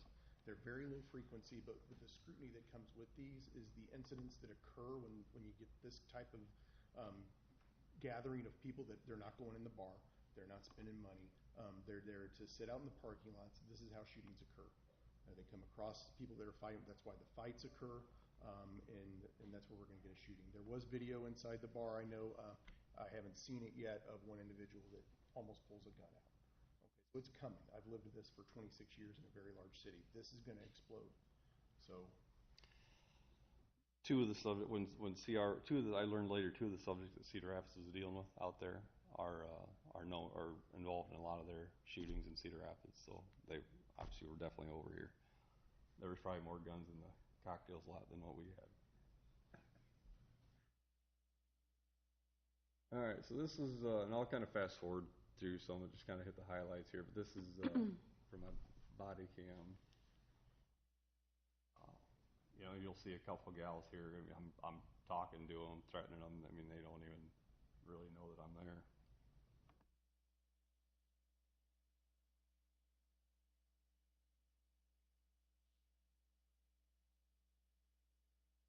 There's no audio with body cam? Yeah, there or is. It's shut off? Okay.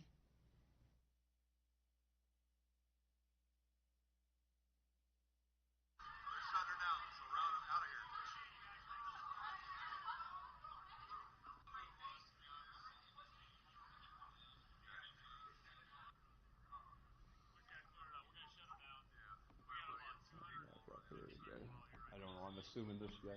Oh.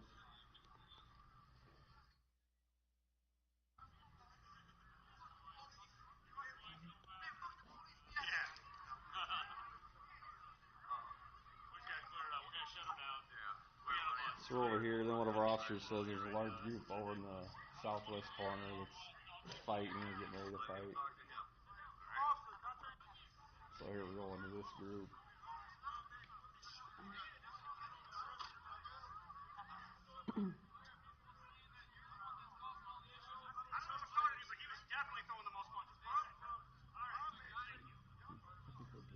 Yeah, I want to get up to the...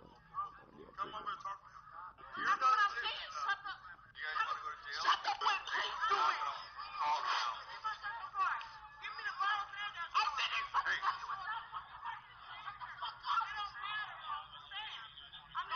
Don't push me. You guys want to go to jail? Shut the fuck up, girl. You shut the fuck up. No, when I tell you shut the fuck up, shut the fuck up.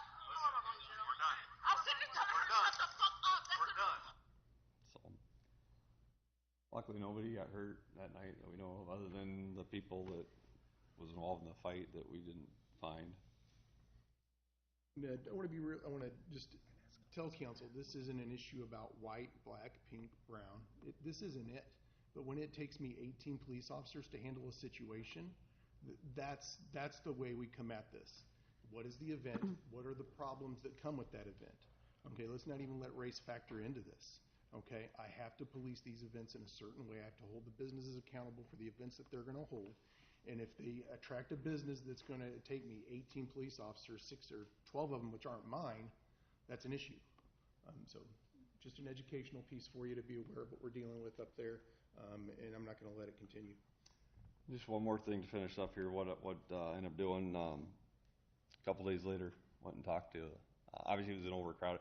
So we learned then, because their occupancy is 178, and I asked the bouncer, so he had 178. He's like, well, no, we don't know how many people. I was like, but you guys weren't allowing anybody in there. So they ended up calling one of their managers in because they were they were getting slammed, and so he said nobody else in. So back to the shoulder to shoulder. I went and talked to the fire marshal, Wade Markley. Said, how do I know what 178 people in cocktails looks like? And so standing in the standing room only area, one person they get 5 square feet. So it's safe to say, and I asked him. I said, so if they're at 178. You should easily be able to walk through the bar. Yep. So obviously that wasn't the case that night, according to the officers I had up there. So what we've done, he drafted a letter. He's sent that to Cocktails, putting them on notice that there's this overcrowding issue, and obviously we're going to continue to monitor it. And like Chief said, we're meeting with one of the owners on Thursday. Another step that we're going to do we have actually a meeting tomorrow to talk about the alcohol ordinance and updating the alcohol ordinance. And I'm instituting a new form or a documentation process at the police department that's called a Tavern Disturbance Liquor Violation Report. So when we respond to institutions that serve liquor or they're considered taverns, and we have problems like this, that we can have the documentation on what type of event was it, who was involved, was the management cooperative, what was the scene. So we could go back historically and pull basically a diary of what occurred at varying liquor establishments across Marion. That way when I come to you and say, hey, you should consider pulling their liquor license, it's because of these 10 incidents that have occurred in the last 8 months. That way I have better documentation for you to consider moving forward. Any questions? Yeah, I do. So I think you made the comment that they requested you to have a heavier presence because they knew there was going to be something. So where do we draw the line in doing that versus like St. Joe's hired some of our off-duty, they were being proactive about the event, et cetera. Just from a resource standpoint, what can we do so that we're not footing the bill and taking all of our officers off of everything else they're doing, et cetera, to get ahead of this? We tell them no. That's what we do. We tell them. We begin to tell them no. There's just been a process in Marion that it's proactive. Checking the bars. Come around at closing time just to prevent any problems. But if we would have told them no that night, they would have. No to the event. Yeah, or just hey, we're not going to come by. And we do have an expectation to provide some services for that. But that I think my guys went above and beyond what they. We should be required to do as a city. Our police department isn't in place to police cocktails on Saturday night. It's to provide service to the entire community of Marion. Right. Is this meeting with the owner, is it initiated by you or by the owner? By us. By you. My comment similar to that. Did you say they had one door attendant? They had, can you require them to have more? Pay for their own security, I mean, I don't have any teeth in that. It's their responsibility, how they manage. I mean, to do it the right way, they should have been clicking, on 178, they're done. But obviously, it's a money-making event, and obviously got out of hand. But events where they know there might be some trouble, you would think they would get more security in there. And the employees are there were very thankful, and even after the fact, they've said on many occasions that they appreciate what we're doing up there, and it's it really wasn't a lot of the employees' fault. I blame it on management, or go back to the one bouncer, to limit to recognize what that's occupancy is going to be an issue, and their livelihoods. If they're making an application to the city, what would it be for? I think I don't know, but my guess is that they were wanting to hold another summer concert. But so what is it that they have to get approval for from the city? Is it noise? Is it harmless? What's that? Last year they fenced it off. They fenced it off. They had they held it in the parking lot. I don't know because it was outside. It was an outside. It was not all inside. Right. Okay. Hours too, I think. Okay. So that's where we would have some leverage of. Correct. Definitely. And eventually I'd like to get it where you have some leverage over that liquor license. And Oh, yeah. So, and I just need to work with staff to get you the teeth through the ordinance to allow us to have mechanisms to provide it to basically a case to get it jerked. Okay. Thank you. Oh, sir, yes. I'd like to compliment the police department and their due diligence in what they've done with this incident and how they've addressed other city staff. I know Gary Hansen with the building department and Fire Marshal Markley have done a updated occupant load check, correct, Gary? Yeah, we were there today. I haven't got it calculated yet. Right, but they are calculating that, and the officers on scene made note of the posted occupant load that night to ensure that, you know, the correct numbers are there, but they've involved and incorporated many of the city staff that need to be involved with this to make sure we got all of our T's crossed and I's dotted, so. Well, and I think it's a good idea that you're talking to the owner, because then they can't say they're unaware, or they're not on notice, or they, aren't aware of the city's position on this, so. They're very receptive so far. We'll Okay. see how the actions lay out, and I believe that they've already canceled all live acts for the rest of the year, which I told them was probably a really good move if you want to stay in business. And I told him, I'm here to support you. I want you to be a strong, vibrant business. I go, but I know you know the path you're on. And he's like, I get it.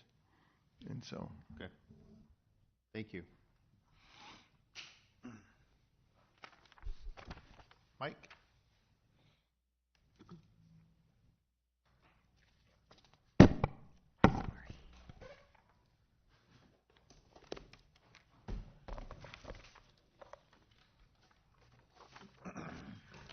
Good afternoon. I had item 2 under parks on the agenda highlighted for discussion today. Back, I think it was the first meeting in May, the City Council received and filed a letter from the resident at the park homeowners association regarding a request to vacate a trail easement that runs from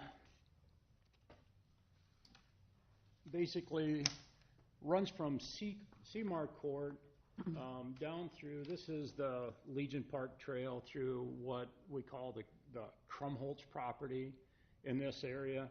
For years and years, I'm going to put another picture and overlay this real quick too. It gives a better example of what the real existing conditions are out there. So basically, that's the existing conditions today that exist where the trail easement is, and it's actually a combination easement. It's a sewer easement with an overlaid trail easement on it. And back at the time that John Dusak was starting to develop that subdivision up there, I'd gone to John and talked to him about, maybe providing us with a trail easement in the future. This area through here, for years and years and years, has basically been a walking path to get from Seamar Court, Armar Drive area up there and then get down to the trail system. So I thought maybe a future trail might be something that we can do. And that was actually before they ever started development of the subdivision. And since that development started, there was a detention basin that's kind of over in this area here. When they graded for that, they steepened the grade that exists today in that area there. So the conditions changed as the development went in. Sewer was run from the subdivision down to the main trunk line down across the Krumholtz property. So the grades were steepened, and it really changed the conditions overall from what we had thought early on that maybe might be a possible future trail. And some of that was the origin of that was somewhat because there was always that existing cow path, if you will, that went through the area. Since that time, and recently, the association has taken over the parcel that basically is this area here from the developer. They have concerns with liability, as of course, well within their right to have that and to be thinking about that, and wondering what they could do with that, and whether I thought that we would ever build that trail in that area. Brought this forward to the bicycle Pedestrian Advisory Committee discussed it too. They pretty much agreed, and we concurred that, we probably could not build a trail in that area. Looking at it, I don't think that we'll ever do a trail there. I asked the engineering department to go out, do some surveying, check the grades again, just to confirm my thoughts. The grades are very steep. The easement isn't very wide, and it would be very difficult for us to construct a trail in that area today. At the time that the receiving file came in, I said that we would take a look at it, do some due diligence, come back to the council, and basically my recommendation would be that we move forward with lifting that trail easement, that overriding easement. Not exactly sure how we're quite going to do that because they're all combined together. So that's something that we'll work on as staff, and I would imagine that as we work through that process, eventually we'll come back with a resolution to council for that. But what I have on the agenda is basically a motion directing us to work forward with lifting that easement. So you would vacate the trail easement, but then keep the sewer easement? Exactly. Yeah. That's what we're trying to figure out, how to do that with them all coming in at the same time. But the trail easement would basically disappear. Sewer easement to allow for, maintenance and improvements, those type of things. Access. That access does stay, though. Yeah. So does this Shouldn't be change? hard. I'm sorry. Does this change our liability and for the better then if we're giving this up in terms of people using it? Yeah, well, and I'm not sure that really from exposure from liability that there's much there on the city right now. It's a utility easement with an overriding trail easement. There's no trail constructed on it right now, therefore there is no trail. It's basically an easement and you're crossing private property. Gotcha. That's the way I look at it. Right. I like it. Okay. Okay. And is this something that has to go through the park board, or is it just on your recommendation, Mike? Actually, it was more of something to go to the Bicycle Pedestrian Advisory Committee versus the park board. The park board is aware of the situation. I brought that forward. I don't know to how them those things too, work, but yeah, okay. Okay. Not really a decision for them to make, though. Okay. Okay. Other questions on this for Mike? All right. Thank you. We're good. Thank you, Mike. Yep. You know what, I do have one question. Oh. I know I think we talked about it at the VPAC meeting, but. We did. In the future, there's a way to maybe find, or maybe it was in here when it was receiving file, to find a way to make some type of access to the trail. Yeah, that's. Somewhere else. And to Will's point, it was something that we did discuss at the BPAC meeting, that in the future, if we could look at some other way to build a trail and make some type of access up to that CMAR court area. How exactly we'll do that, that's somewhat challenging. We run up against, right over here, we're into Cedar Rapids on this side. The way the subdivision comes up around on the top side, once you get off of here, you're over into Legion Park. We run into some issues there. You're almost up on top of Village Place then, and we run into the same grade conditions. So it might be that maybe as we move down towards Highway 100 and the CMAR Trail, thinking about that, Will, that maybe there's some way we can make a link along 100 connecting Armar Drive and some way get back down to that trail segment someday in the future, but that's out there a little bit. Even possibly when the development happens along Armar and 100, maybe there's even a way.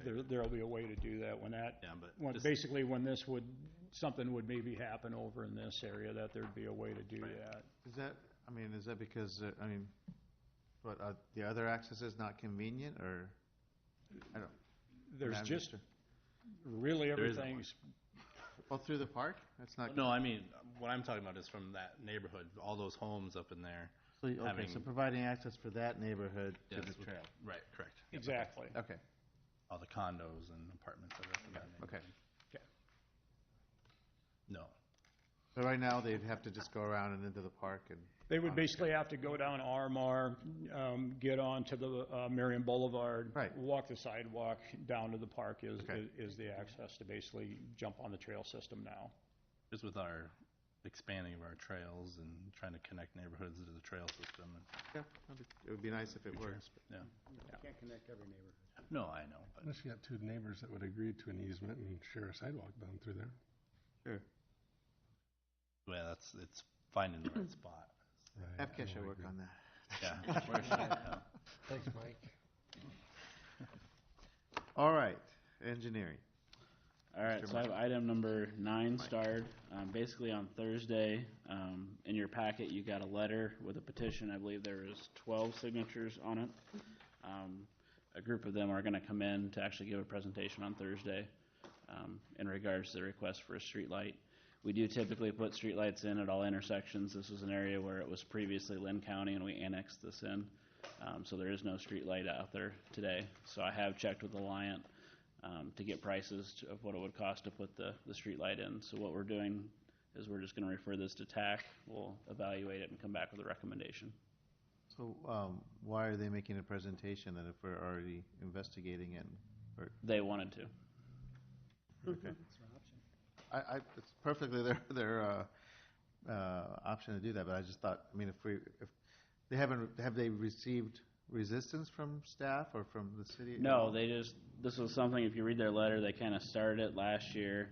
They kind of dropped the ball on it, and they want to keep it moving. So I asked them, do you want to come in, or do you want me to just take care of it? And they chose to come in, so. That's fine. I was just curious if they were feeling like they weren't getting a response from us, or. No, they just want to come in and address the council. Okay. Questions on that for Mike?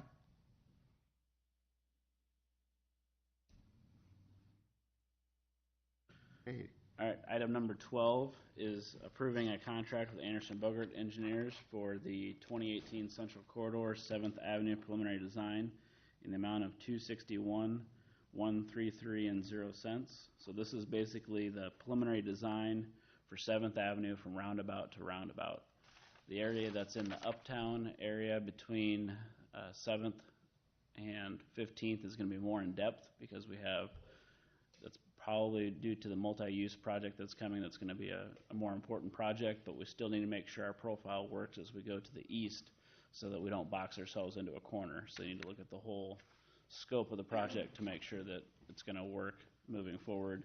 Obviously, there's going to be a few ADA issues with all the buildings uptown. So they got to look at that pretty close. This is slightly over the budget that we had in the CIP, but we should be able to absorb that through other funds such as storm sewer funds, sanitary sewer funds. We could take it from the 29th Indian Creek traffic study that we didn't use all those funds for. I believe if we try and take this down, we got them down quite a bit on the price. We're going to be missing a major component of our project if we take anything else out of the project. How far above the budget is this number? $11,133 for a very significant project. Well, that's my question. So in your report, it said that you have narrowed it down already to try and get it closer to the 250. Yep. And we don't want to go any lower because it is such a major Yes. project. So my question is, yes, we only budgeted $250,000 for it, but are we eliminating some things that we need to be doing because we're trying to get down to the $250,000? So some of the things that we eliminated, so how we had them write the proposals for all the firms was give us a price to go from roundabout to roundabout of full preliminary design. Some of those things, like for example, the soil borings, it doesn't matter because there's a high mobilization cost. There's not much difference between doing Isn't that in there? 2 borings, that is in there, Okay. and doing a couple more. So those types of things don't vary that much. Updating the traffic report, so the traffic report is for the whole thing. But then some of those items that are farther to the east that we don't need as much, that's where we sat down with staff and talked about, okay, well, let's at least have an idea, but let's not have it perfect, but at least have a good idea. So when reading that, in my mind, my thought was because it is such an important, I mean, it's redoing the face of Marion, basically. And we anticipated 250,000, but if we need more than the 250 for this, I would not be opposed to making sure that we do everything that we need to do, even if it is some minor things at the end. Well, it's still important for the whole project. Well, what was the number before you shaved Yeah, anything well, off? What's the number that would make it perfect, so to speak? And we're going to hold you to perfect, Mike, if we give you that money. You said perfect, so.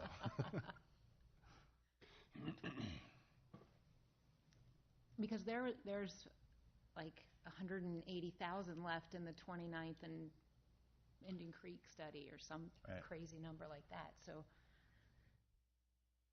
I just don't want to shortchange it when it's so important. well, and Everybody else especially if it's feels the same way, less but- expensive, all bundled in, roundabout to Right. roundabout, as opposed to when we get to those other more easterly, if that's a word, pieces that we wouldn't then have to add in expense and have equipment and whatnot coming out.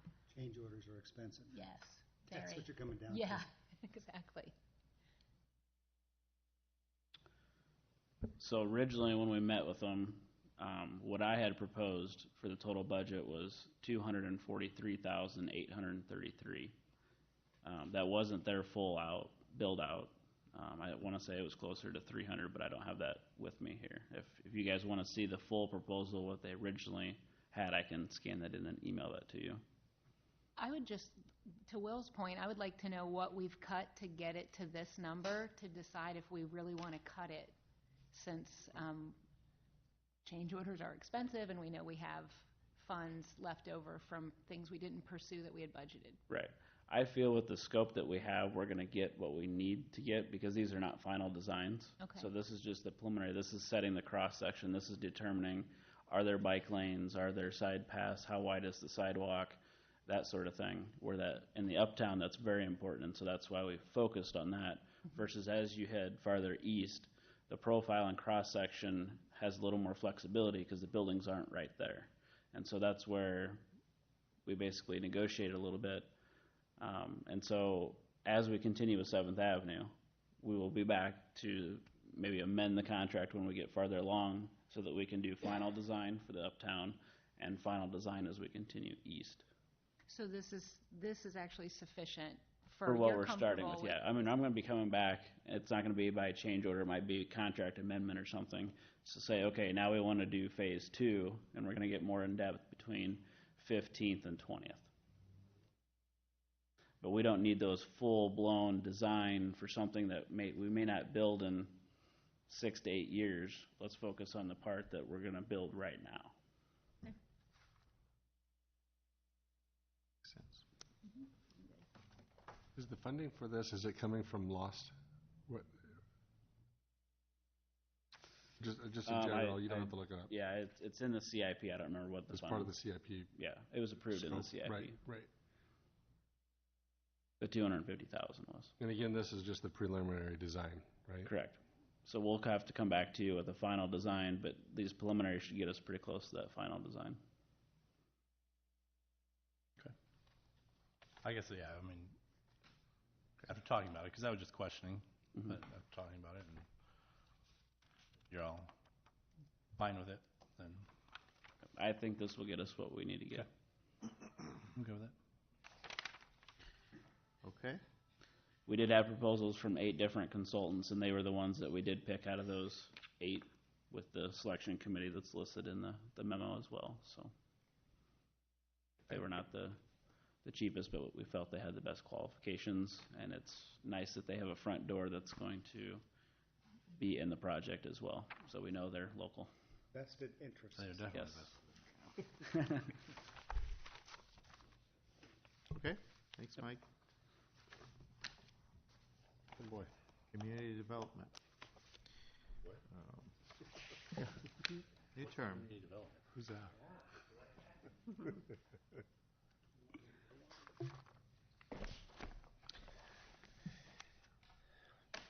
The first item started to be discussed, the preliminary plat for Gemstone's 5th edition. located north of Tower Terrace, west of Lucor. Without going into a great deal of detail, I think Dave did a nice job in the staff report. I think everybody's pretty familiar with this area by now. Really, what's occurred, and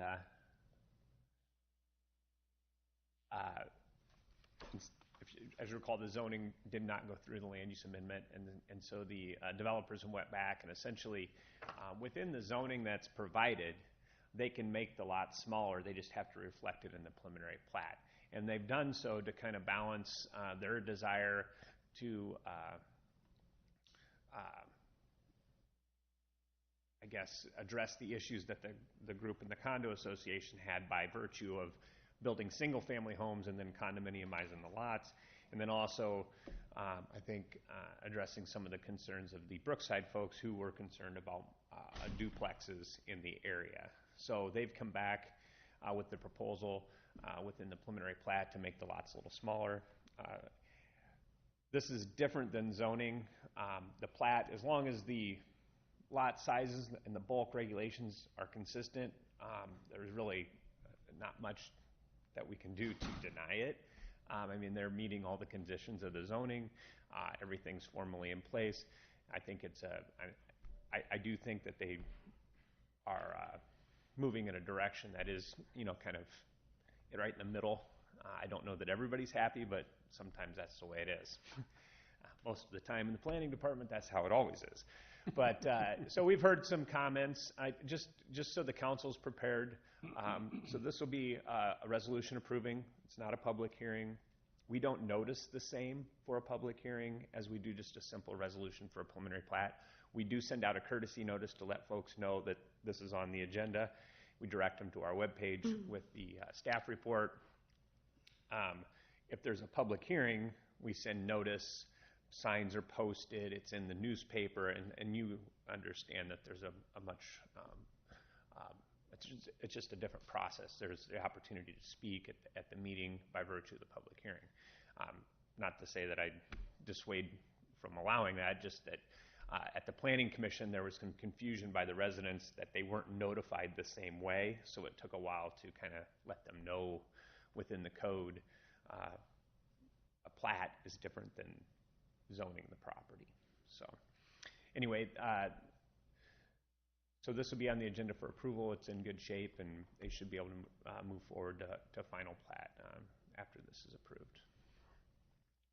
Any questions on that, Dave? I just have one, because I think it was stated at P&Z, and I want to confirm. Did they put a price point on what they are going to build these out to sell for, what the range is? And I can ask Todd or whomever on There was a question by the Brookside residents regarding the price point of the homes. And a comparison to the values of their property. What I recall is $350,000 to $500,000 going to be back. $350,000 to $500,000 are going to be backing up to the Brookside properties. So for these cottage homes? I don't know the cottage ones, but the ones in God. between. The ones on the other side. Gotcha. And so I mean it's.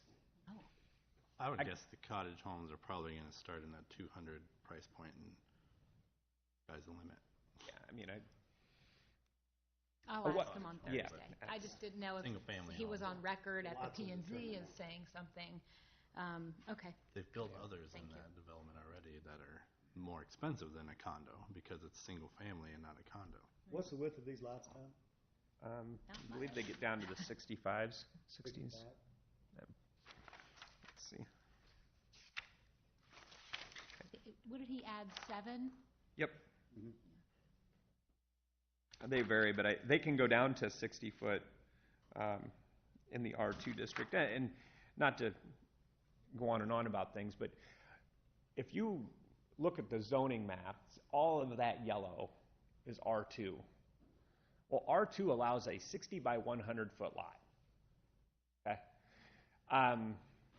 Hunter's Ridge is zoned PDR, but it's developed to the R2 standards.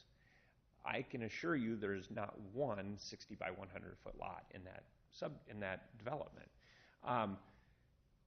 It's just been the way things have been developed in Marion. No one has sought to establish a zoning parameter that would create areas where they would just have larger lots or just have smaller lots. So the developers just zone it R2, and they may have 85 by 150-foot lots, which is fine because it's definitely permitted. But as an owner, and if there's a desire not to have smaller lots in your development, there's nothing that they have, they're not protected by that, whether you feel like you need to be protected or not for that. It's just the case that you'll see when we talk about zoning into the future, we'll have more narrowly defined parameters for that. And I think that'll kind of help some of the conversation. I think the residents feel like they have 1 acre lots and they're right up next to the smaller lots or close to it. I think there's an adequate buffer in what's being proposed. They may not think, but it's just by virtue of the zoning, 60 by 100-foot lot is permitted in that district. Yeah, and this is, I think it's probably been a month since I've banged the gong about us meeting and having a master plan for maybe relooking at. I mean, when you look at all that yellow and you think about if every developer who came in there wanted to build to the minimum standard, we'd have a problem. So, I don't know. It's just my 2 cents again. Anything else for this one for Tom? Okay. Number 4? Yes, the next item, number 4, it's a similar situation. Robson Homes, as you recall, they're doing the same thing. They're building around the pond that's going to be placed out there, and they're going to condominiumize the lots and build more of a smaller home on those properties. So, it's perfectly within the zoning. It doesn't require a public hearing, and so on and so forth. Did anyone come for that one to P&Z? No, not anybody from the neighborhood. Okay. The area that's being impacted, as you see in the illustration, there's literally not much around them. To the west of in theirs, notice range, right? the pond's not even established yet, so the drawing, it's kind of hard to understand or get a context from that project. But there again, that whole plat, if you remember, it was 80 acres. Most of it was zoned R2. They had a variety of lot sizes. Remember, the one neighborhood was concerned about the sizes, and they made them larger, but they're still zoned R2. So someone could come in, and when they final plat it, they could potentially replat it consistent with the zoning to smaller lots. I mean, that's just by virtue of the zoning. Yep.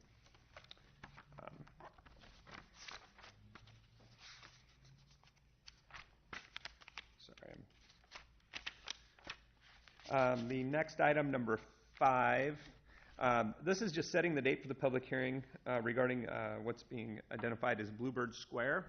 This is the project, a housing project out in the 15113 development. Squaw Creek Crossings, I think it's how it's kind of been coined. The Planning Commission reviewed this. You've read the staff report.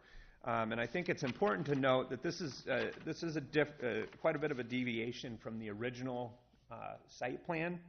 We've noted the changes. You've seen the illustrations in your staff report. It is different. I will say that the developer has come a long way in the architectural design of the buildings. I think in the past we've seen the question on whether it's contemporary. You've got the illustrations that identify where they've come from. I guess you don't have the originals, but you can see that they've brought forward a much more contemporary design. These started out to be very similar to a standard 12-plex that you'll see anywhere else in Marion. There's some vinyl. Deviation was requested for the use of vinyl on the project. One of the concerns that staff has, and we specifically identify it, one of the garages on the exterior, it kind of closes the project in. I think the Planning Commission also had concerns with that, asked that they kind of revise some of that and how that looks. And they did bring back the illustration on the second, I think it's the second page of the staff report, showing they're going to berm and landscape the west edge. There's two things going on with this project that trying to meet the design standards in the contemporary. I think there's been a successful approach to that. I think the other part of this, though, is the deviation from the original site plan. And we've voiced this with the developer. He understands that that's a reach, and he's going to have to be the one that sells that to the council and the Planning Commission, and we made that indication. Just to illustrate from the, when you look at it from a conceptual design, you can see this is the area that was being, they were having larger buildings, multi-story, more of, I would say, a larger apartment complex. There was a commercial building out in the front area. You can see how it lays out on the site plan in this vicinity. It's open to the development. Within the document, these were kind of the conceptual renderings of the buildings. Granted, you're talking about a different product, so they're actually proposing a different, this is a 3 or 4 story. I'm assuming this is probably a 36 to 48 unit apartment complex compared to individual buildings. And this was just another illustration they were provided. And if you recall, and granted these are concepts that are straight out of their planning document, but they were talking about larger buildings, parking underneath. You can see that they're now in garages separate from the facility. So there's been a bit of a deviation in that, and I think that's it's clearly a question as the project moves forward and what they've went to. And here's the revised illustration. You can see the differences. The buildings kind of set back here in the corner. They're a little more closed off with the garages. Staff has mentioned this, and you'll continually hear hear this throughout this project. Parking is a big deal. When you start talking about hotels, commercial, restaurants, I don't think I have to remind anybody in the council, where do you see people parking at Butcher Block? They're on the grass, on the lots behind, if you ever notice that. Zeppelins, and same thing, they parked in the grassy fields. So parking is pretty important if you want to keep that, keep the operation looking nice as it builds out. So we are hammering on that issue. They're identifying potential event space or commercial establishment on the property, and we've identified that without having some parking facilities, you're going to run into a situation where you want to build something, you may have parking concerns, and you may not be able to build that last commercial building. So there's just some, and they're aware of this situation, and we've made it clear to them that we will be monitoring that closely. So this is the site plan that would be moving toward council for review. You can see where the buildings were this way, and one for commercial. You've kind of got this area that's off to the on its own residentially. So we've indicated to Mr. High that that's going to be what he's going to have to, I guess, illustrate to council and look for direction from the council as you move it forward. The Planning Commission did review the project. There was one dissenting vote, and then 6 voted in favor of it to move it forward. So the Planning Commission did recommend approval of the concept moving forward. And staff as well, right? Staff did recommend that it move forward. In the contemporary design, we feel like they did a good job of that, but just putting it out there that they have to, there is a distinction between this and what was on the final site development plan, and I think But that's... what we have in our packets is what, if we were to approve, is going to come out? Yes, that's the proposal, yep. So. What is the hang-up, or excuse me, maybe not the right word, what was the concern about going from more dense to less dense? I see it, you'd have more of a problem if they went the other direction, from less dense to more dense. And I know it was in the concept, but, guys, when you put a concept, that's all that is. But by going to less dense, that seems to be they're putting the investment in there, so by making it less dense, they've got to find a way to make that tract of land pay back. Why don't I field that one, Tom? I thought... I was going to talk about this during the economic development policy because Tom's role in this is really to report on the activities from the planning side. What do the buildings look like? Do they fit the style? Is it close enough to the original concept plan? When you start getting outside of that, you start getting into the public policy issues related to the project. When I look at this one from the administrative hat and I look at it from the development agreement that we executed with the company for the site, there are some other things that come into play. You look at the development agreement, it doesn't, for example, say that we expect to have X level of housing or we expect to have X number of dollars of development.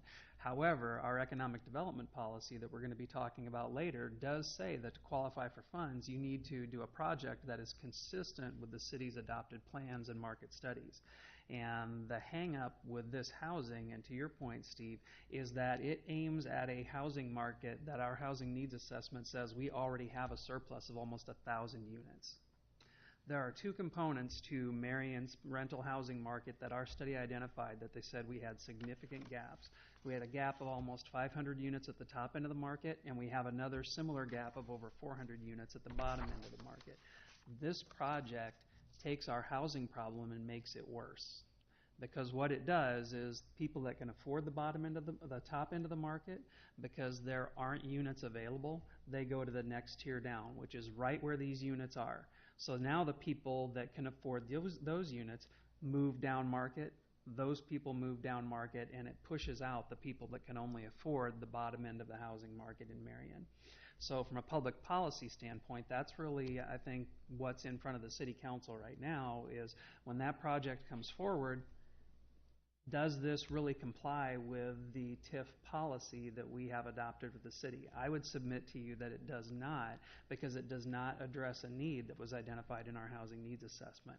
I think it aims squarely at the piece of the market where we already know we have enough, and in fact, since the housing needs assessment was done, we've had more built right out there along Highway 13. So if we're going to continue to do that, we're just going to have to acknowledge, the council can say, okay, we're fine with that. Okay, we like how the buildings look, we think it's going to be okay. But you need to acknowledge and understand that you're going to make that project worse and you're going to make housing less affordable in Marion by doing that. So to your point, that's where the hang-up comes in when looking at this caliber of housing being constructed out there. Andy? Weren't we to the impression that this was supposed to be to that 500 upper unit when this came around the first time for the preliminary? The style of building that they were proposing normally takes that type of rent to be able to support that.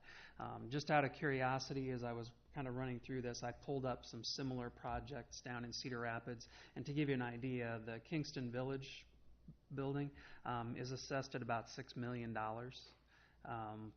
These individual ones, the most recent ones built in Marion, assess at about $1 million. If you look at the ones that Mr. Pelly has under development at Bison, which do address that upper end of the market with the workforce housing tax credits, those buildings, those 12 plexes are coming in at about $1.6 million.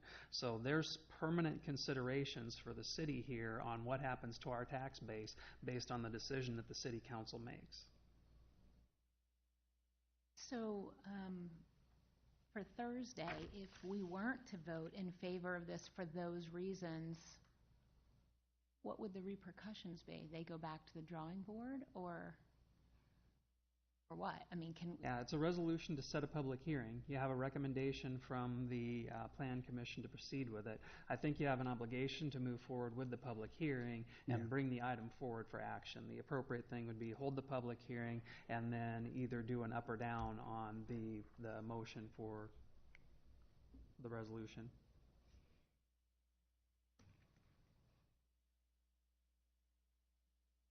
Sorry, I was planning on doing that later, but that seemed like the appropriate time to do it. Yep. Have you had that conversation with them?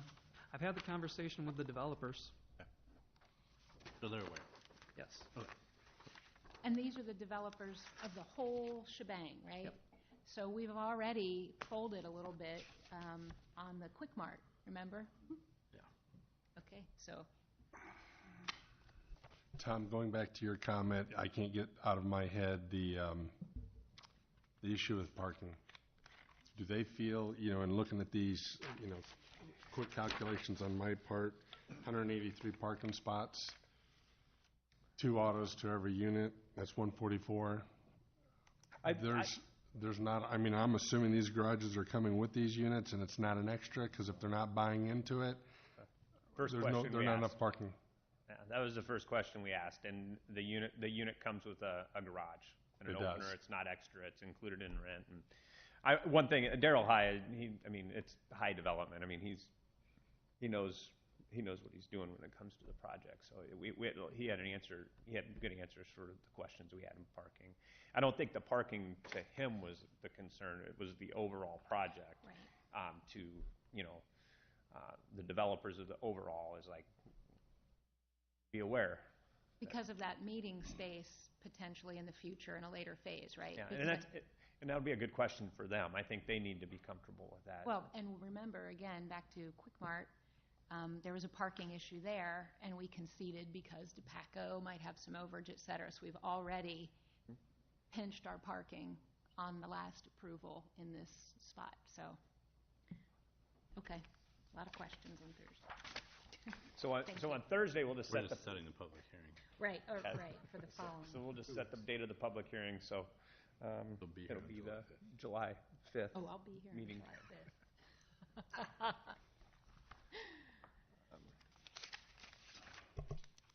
August, I'm gone. Item number 6 and 7 and 8 are all related. On Thursday, there'll be a public hearing regarding the rezoning of the property out near the airport, the AirCom preliminary plat or zoning and then platting. Honestly, there hasn't been anybody else really engaged. Did you guys need me to go through that at all from a platting perspective? Hang on, this was number 5. AirCom, Oh. the airport. Any questions on number 6? No, Oh, thank you. yeah, Tom. 6, 7, yeah, they're all kind of tied together. Oh, okay, yeah, I'm flipped. So there'll be, so it's the initial reading for the rezoning, so the second reading will come forward, and then we'll bring the plat forward. Item number 11, this is regarding the GLD. I'm sorry, I didn't get the memo in the packet, but this is the property on the southwest corner of 31st Street and 7th, what was the USDA office. We have a signed purchase agreement with GLD to close on that property, I think, tomorrow and or Friday, and they've asked for an extension until the end of August, and I think they had indicated in the memo they wouldn't be asking for a future extension. They just needed time to get all the closing documents prepared and such. So we really didn't recommending approval of that unless there's questions or comments by the council. Item number 12, there'll be a public hearing on the Pioneer Court to Pioneer Drive. I'm assuming that'll be open and closed. There's no streets on it, or there's no homes directly affected. It'll be, it was just something in the plat that was missed. Didn't we address this 2 weeks ago, I thought? It's a name change in a street, so we have to have a public hearing. Sorry. Gotcha. Yeah. So if it's going to a drive, is that road going to continue to the west? Well, yeah. Yes, I believe, yeah. So if the property that's not owned by the developer, it provides an opportunity for that property to develop in the future. I think there's 10 acres back there. Okay, that's not, okay, I thought the school owned that, but they don't go that far north. No, they don't go that Okay, far okay. north. Nope. So in our subdivision ordinance, there's a requirement that if you develop property and there's property that's landlocked that's developable, that you have to extend services and street access to it. We don't, from a tax perspective and development, we don't want to create these lots that are so we require that to occur.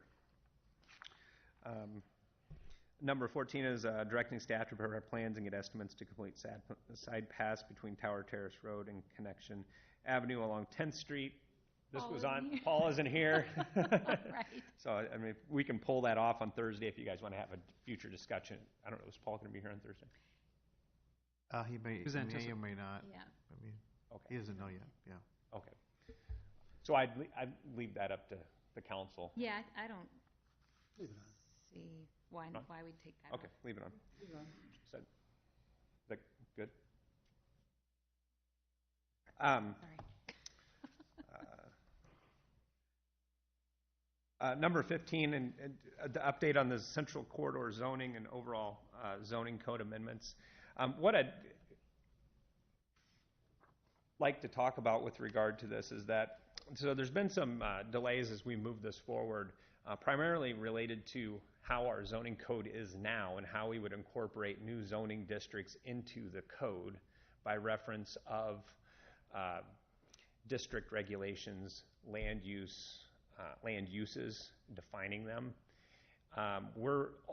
Essentially, our current code, the land use designations build on each other within the zoning document. So the C2 uses are all the C1 uses, and there's a big disconnect as that goes forward. Most of the uses aren't even relevant, and in some districts, like alcohol, for instance, alcohol is always associated with a restaurant, so it's all tied together. When you create new zoning districts, you have to relate it back to the uses that you have. And so what we've been doing over the last few months, instead of trying to move forward in that direction and trying to chop up the existing code to add new districts in and ultimately just create a whole new zoning ordinance for the corridor, we're moving forward with new definitions and district regs in our zoning code. So we have prepared 32 pages that are going to be adopted as a part of the zoning code that will allow us to move forward the districts in the central corridor to move forward into the future with. So we're having a work session of the Planning Commission next Tuesday, hoping to bring that forward to the Planning Commission for review and ultimately to council probably in July. At the same time, once we get that rolling, we'll be able to bring back the draft district regulations that we want to bring forward on the corridor. So we've kind of broken the central corridor up into different zoning districts, and we're going to be moving forward with different bulk regulations. In the uptown, we want to move to build 2 lines, so the buildings have to be built on the property line. Parking right now is an issue that we're trying to get through. Ultimately, we're trying to figure out how we require parking on larger multi-story mixed-use buildings in an area where ultimately the only way you'd want it parked is in a garage. We don't want a downtown full parking lots. You go to any city, that is just not what you want. So we're trying to figure out where that line is. So there's still some issues that we're moving forward with. But I'd like to have a draft of that document probably to the council on the second meeting in July for review. We haven't moved forward with what I would call the overall pretty picture because we want to get the actual zoning document in place. That's been the critical piece to all of this, and I think community-wide, the zoning document. So we are making some strides in that, and I think moving that forward, you'll see something in the second meeting in July. So does that help give an update to where we are for you? Yeah. Are we, in redoing the zoning for that area, have we been talking with businesses back and forth and getting input, or are we trying to get it to a certain point and then share it? That's what we'll do. Okay. Yep. So it'll be no different than any zoning that we do, just like the Morris Wood zoning. We will ultimately come forward and rezone the properties. I think the first thing we want to do is just get the districts adopted, and then we will rezone the property or the map. So there's 2 different processes. So we can get the document on the books and then identify the properties by virtue of a map, and that's when the properties would be affected. Ultimately, I don't see a lot of issues for existing businesses. There will be some that will be affected. It's going to be the future development. So it's property owners that maybe are buying property for future development. Their concerns may be, we want the buildings up front. We don't want parking between the building and the street. We want it to be similar to what we have in our uptown. So that may be a change that some folks just don't appreciate. But I think, and then at that point we'll have the drawings that illustrate the ultimate, build-out concept, and I think that picture paints the vision for the future. So we've got some drafts of it, we just don't have a final document at this point. So it's a lot of detail code work right now, which is no fun. It's hard to explain and visually uninteresting. So, but it means a lot. I mean, when you think about, I brought,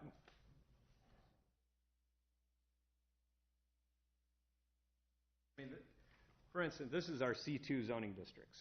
This is the regulations that tell you what you can do in Uptown Marion. So It basically just lists out what are allowed, which most of these could just be identified as a retail business, period. It doesn't need, I mean, leather goods and luggage stores.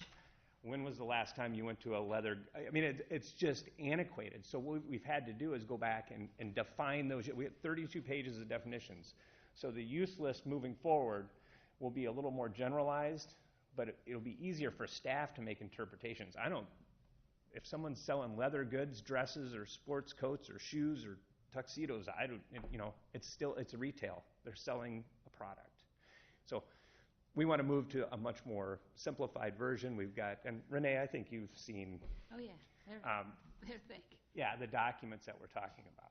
So a quick question on that, because I do like that we're simplifying and bringing us into the 21st century. But we've also had a discussion about the potential for zoning needs for things that hadn't existed yet, like cannabinoid or whatever that's called. Are y'all factoring in those new things on the horizon that potentially we might have to deal with into this as well? Yes, but they're changing rapidly. I mean, fireworks is one, the cannabinol is another one. So yeah, that's okay. Yep. Probably things you can't. Right, but to the degree that you can, when you see what's on the horizon, you're factoring that in now too. I think some of these smoke shops that are on the outside of town, you don't want them in the inside. Yeah, I mean, we're trying to get to a point where we don't have to think of every use. Right. We can kind of put them in buckets. Yep. So anyway, I just wanted to give a quick update on that. Then the last item, number 16, we wanted to pull this off. We're still doing a little due diligence on some of the numbers and understanding the concepts a little more clearly, and we'll bring that back at the next meeting. Number 17 is a contract amendment, which, I mean, you can't beat a contract amendment that drops the contract. Leave it to the community development department to do that, Mike. Yeah. It's because engineering is taking it on. Lost my thunder. So there was some items identified in the contract that engineering can take care of in-house, so we're just reducing the costs for the project. So. All right. Thanks, Tom. Thanks, Tom. Lon. Okay.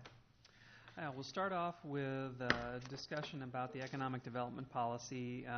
This was something that I wanted to bring back to the council. You had some questions raised at the last council meeting by Mr. Bakken about how Marion approaches economic development. And so I thought it'd be good to actually bring our policy back to you, let you have a chance to look at it. I know 3 of you joined council after it was adopted, so it might be the first time you're seeing the full thing. And then kind of walk you through how we actually run the program from the administrative side.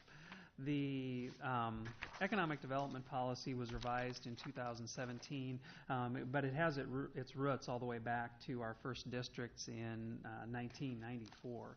And when you look at what we used to have, everything was based around the idea that every project, our target amount of assistance was the equivalent of 5 years, 100% worth of tax rebate.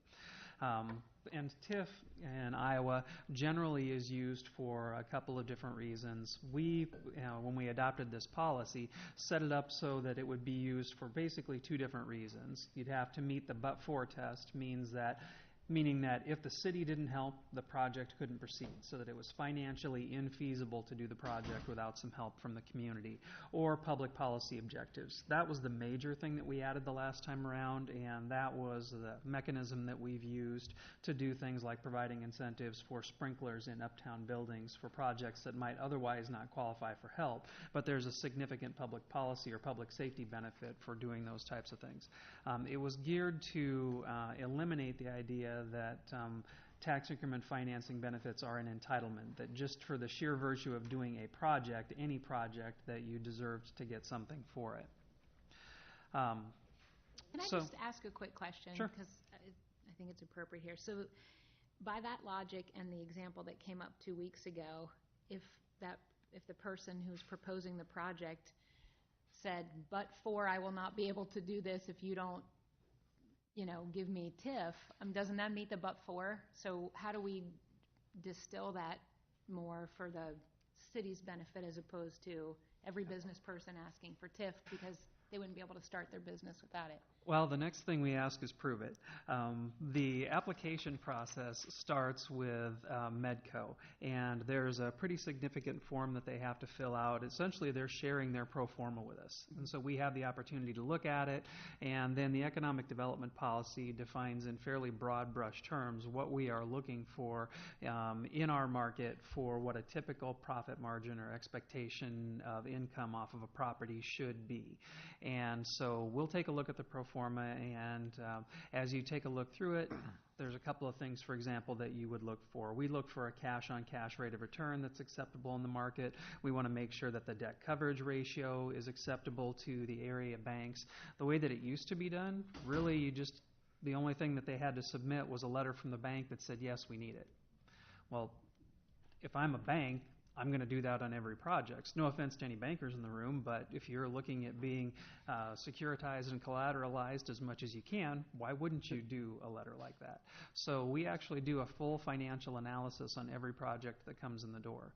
And so especially as we've seen more of them, and as you see pro formas for similar projects, it's really easy to look at a project and say, you know what, for our market, you don't have the best business plan because you're undervaluing your rent by $2 a square foot relative to what other people are charging.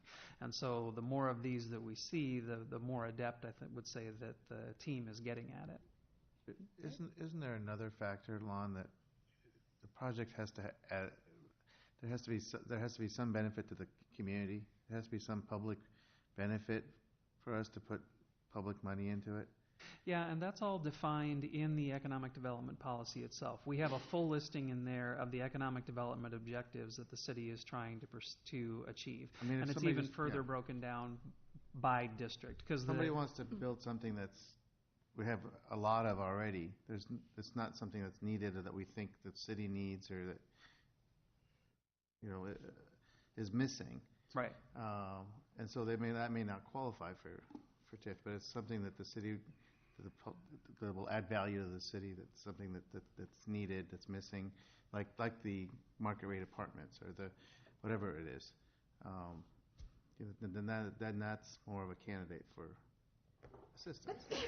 Right, and that's one of the reasons why when we started going down this path, we commissioned a series of different studies. We started off with the hotel study, we had the housing market analysis, we had the retail gap analysis done to really help us hone in on what projects would be, are needed in our market, but more to the point, you want to make sure you're bringing in projects that are going to be successful in your market. Yeah. If we were targeting the wrong type of housing. Like say we said, we think that we need rental units that rent for more than $1,700 a month. Well, our housing needs assessment tells us that there's no market for that. $1,200 a month? Yes, we've got a shortage of over 400 units. So those should be successful. So it's not only to protect us, but it's to protect people who want to invest too by saying, yeah, we have these identified needs and we as a community stood the expense of doing these projects so that we could help you make sure that you're targeting it towards projects that have the best opportunity to succeed in Marion. So that's why when we redid the economic development policy, we really tied it back to all of those different city plans and objectives. You don't want to provide assistance to projects that are inconsistent with the comprehensive plan. You don't want to provide incentives for ones that are inconsistent with the Central Corridor plan or things like that. So it gives us the ability to say, nope, sorry, you don't fit. You set priorities, some by district, what I was alluding to earlier. For example, the Central Corridor District has brownfield designation. That gives that district some special powers that aren't available elsewhere, but it's also where our brownfields are. That's not necessary in the West Tower Terrace District, so the objectives in those two districts are a little bit different. When we redid the policy, we did put a firewall around housing. That was mainly to ensure that we're using a whole different mechanism for housing. So rather than doing tax increment financing for it, we use urban revitalization. Urban revitalization, when you do it like we've done for Sunny Ridge, it's cleaner and easier. It's administratively a lot less burdensome for getting those once they're set up, for getting them up and running. And it also ensures that you don't run into issues related to housing affordability or things. There are some quirks about the laws in using tax increment financing for housing that make it more problematic. For example, on a business project, you can go 20 years. On a housing project, you can go 11. So it changes based on what you're doing. With the urban revitalization, it's just very clear, it's clean, but we only do that for projects where it meets our housing needs assessment or it's required for them to leverage other funding. So like if they're getting low-income senior housing tax credits, or they're getting workforce housing tax credits where there's a match requirement, that's when the city will participate. But if it's one where no assistance is needed, they can come in and they can build to the market. If you look at a lot of the 12 plexes out there along 13, some of the ones that have been done up along 10th Street, the city hasn't participated in those at all because they don't need it. And to your point, Mayor, there's already a surplus. There's competition in here. There are references to first into the market. For those of you that were on the council, you might remember when we looked at Victory Gymnastics, there was not a gymnastics facility in Marion. It was going to be a facility that's going to bring people to the community, and so it was a first in. If another one came in, I don't think the city would be inclined to participate, at least from the economic development team, because after you get the first one, it shows that there's a market for it, but there's more risk when you're the first one in. What about on job creation? Sometimes, you hear people comment, well, that only brought they're only bringing 5 jobs or whatever. Why do they qualify? So how do you look at that in terms of number of jobs created by that? The economic development policy gives the council flexibility in how you look at that. I think from the economic development team standpoint, and I don't want to put words in their mouths, but one of the things that we really look at is quality of jobs. In Volta, when they started up, I think projected to bring 8 jobs to the community, but they were all $30 an hour and up. So yeah, limited jobs, but great jobs. ESCO was the same way when they were expanding. They weren't going to create a lot of new jobs, but they were all electrical engineering, highly skilled, highly compensated positions. So it is a factor, but it's not the exclusive factor.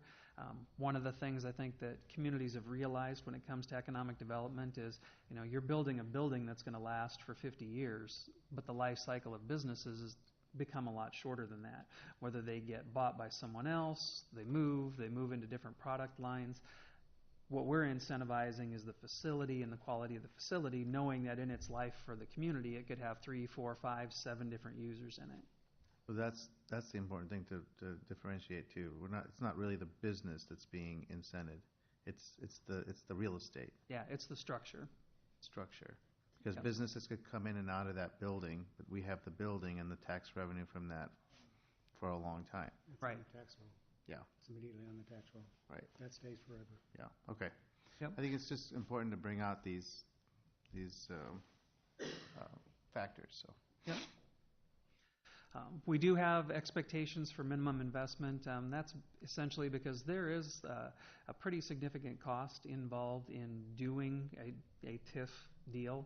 And if someone's doing a project where they're investing $4,000 into a building, we would spend more than that in legal fees and staff time than the cost of the incentive. So we put minimum expectations in there for how much investment and how much new taxable value they have to create in order to even be able to qualify. And then finally, I do have on this section, there's what we would call the automatic qualifiers. That's more your assistance for things that exceed code requirements. The most obvious one is sprinkler systems. When sprinkler systems, particularly in the uptown area, we have the opportunity to put those in. There's such a significant long-term public safety benefit for the community. You hate to miss the opportunity. If you miss the opportunity on some of these buildings, you might not get the chance to touch it for another 50 years. That makes sense. What about, I know in some other communities, and I'm trying to remember if there's a project where we've done that, but where the project is viable, but the assistance came in the form of helping them make it a nicer project. That's the community benefit, put brick on the front or whatever it is, because that is better for the community. It makes the community look nicer, and that's where the assistance came. It wasn't that the project itself wasn't viable, but it wouldn't be viable if they, put the brick on or whatever. And and that's where the assistance came. Do we look at that? We Do we offer that as an incentive? We give them the opportunity to be able to break those costs out for us if that's part of what they're proposing. If they can show that the project wouldn't be feasible by adding those costs to the project, but they'd like to do it, that's something that the economic development team will consider, those upgrades. But we have to tie it back to what does that mean for the community long term. If you're proposing to build a building that's worth $1 million and you can invest another $75,000 in brick and stone, and now it's worth $1.1 million, then there's a long-term benefit to the public. But if the taxable value of the building and the before and after doesn't really change, it's hard to necessarily justify why the city would put the additional investment in there. Now, typically it does, because that is something where what I'd say, standard of construction or quality of construction is something that the assessor will take into account when they look at buildings. And I'll give the Lynn County assessor kudos. They've been very willing to work with our developers when coming up with, well, if you build it this way, this is about what we think your taxable value would be. If you make these changes, this is about where we think it would be, especially when you're bringing projects in that we really don't have a peer in the market, like the mixed-use project for the Uptown. They've been very willing to work with us and with our developers. Lon, maybe could you just go back a slide? I want to ask a quick question on the permeable pavers, or what came up a couple weeks ago. What would that be? Priorities by district? If there's like excessive flooding, or if it's floodplain, what does that particular line item, so to speak, qualify under what y'all look at on the policy? I actually have a slide on that later. Oh, so right. if I could Well, defer that, I'll sit tight. we will come back to it. Okay. So the TIF process starts with the application coming to the City Council to be received and filed. Typically by that point they've already been working with Medco to structure the application. We started doing that instead of just working with everybody kind of at an ad hoc basis, because applications would come in and we'd have to go back and ask for more information. So we put some structure around it to get some consistency in the applications and to really put the work in on the lead time to shorten the process time. Part of that was just because when the state changed the law on it a couple of years ago, they took what used to be about a 4 to 6 week process and made it automatically a 12 to 16 week process by the time you can get through it. So this made it a lot more convenient for the developers. So after that, the developer will come in. That's when they have an opportunity. They'll come in and make the presentation to the council on what their project is. You can ask them some questions, and then the council directs staff to negotiate the MOU. It goes to the economic development team where they'll conduct the review of the pro forma. That's a combination of city staff and community economic development professionals. So you've got folks from my department, from the finance department, from planning, representatives from Main Street, Medco, Chamber of Commerce, all taking a look at this. And everybody brings a little bit different lens to it to complete the review. Once they get through that application, then when we get to the point where we're comfortable making a conditional offer letter gets sent out to the developer. They have the chance to say yay or nay, or come back and say, well, we're close, but would you consider this or do this instead? I do try to provide those to the council so that you have those conditional offer letters when they go out, just in case you get any questions about it. At that point, then, if everything is acceptable, then we go to the memorandum of understanding stage. We adopted this process again because of what the state mandated process is for getting to the development agreement stage. You have to amend the urban renewal plan. Each of our TIF districts has an urban renewal plan, and when the law changed, they said you have to specifically put every project in there. So we were getting deluged with urban renewal plan amendments because literally, practically every single city council meeting, we had some kind of a TIF action on the agenda. So we consolidated those, put them onto a schedule where we try to do them 3, maybe 4 times a year and do them all in batches. But we use the MOU in the meantime so that the developer can take that to the bank and say, hey, this is what the city is offering, this is what the council's going to do, but they're not going to do the formal process until August so that the project can proceed. So you amend the urban renewal plan, and then you actually hold the hearing on the development agreement itself. So there's quite a few stages where the city council gets to see the project and is involved with the project. Now, circling back to the stormwater incentives, this was something that was new that was brought forward with the project that Mr. Culver wants to do down on 44th Street. Honestly, wasn't something that the economic development team had considered before, hadn't been proposed before. So that's where we brought that recommendation to the council for consideration. Now, from the council discussion, I just attempted to put some parameters around what that program would look like and under what circumstances the city would be willing to do that. Because normally we do have an incentive program in place for property owners to take advantage of if they would like to, but it's through a credit against their monthly stormwater bill. This case, the one that the council reviewed, was unique in that the overall property had already qualified for that credit, but because of the change in what the original development plans were to what it was turning into, most of the drainage from Mr. Culver's property was no longer going to be going into that detention basin. So the property already qualified for the credit, so we did not have that tool available. And so that's why we looked at something different. So there's a couple of different things. Much like the sprinklers, it would have to be something that exceeded the code requirements. It would have to be a case where you couldn't qualify for the normal stormwater utility credit, and there'd have to be a unique characteristic of the site. We have done stormwater incentives in the past, but it's been related to the site itself. The first one, I believe, was Mr. Hines' veterinary clinic over by Aldi's. He was buying a lot that had been platted in the early 1990s. It was sized and set up before the stormwater requirements required on-site detention. So the only way that lot was developable was to put the stormwater underground underneath the parking lot. And so by providing an incentive, it allowed him to build a bigger building. We get more taxable value long term. He got a TIF incentive, but ultimately the community benefits because we get more taxable value permanently.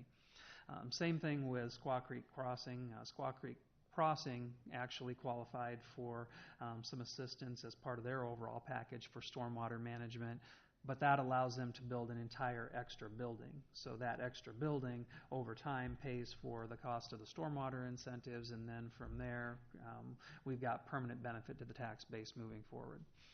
So there'd have to be something unique, like in the case of Mr. Culver's, you have a drainage channel that has a wetland in it that would be protected by them doing that project. And then to kind of further some of the discussion around the concerns council expressed, one of the things you can do with a TIF incentive on a rebate is put a clawback into the development agreement.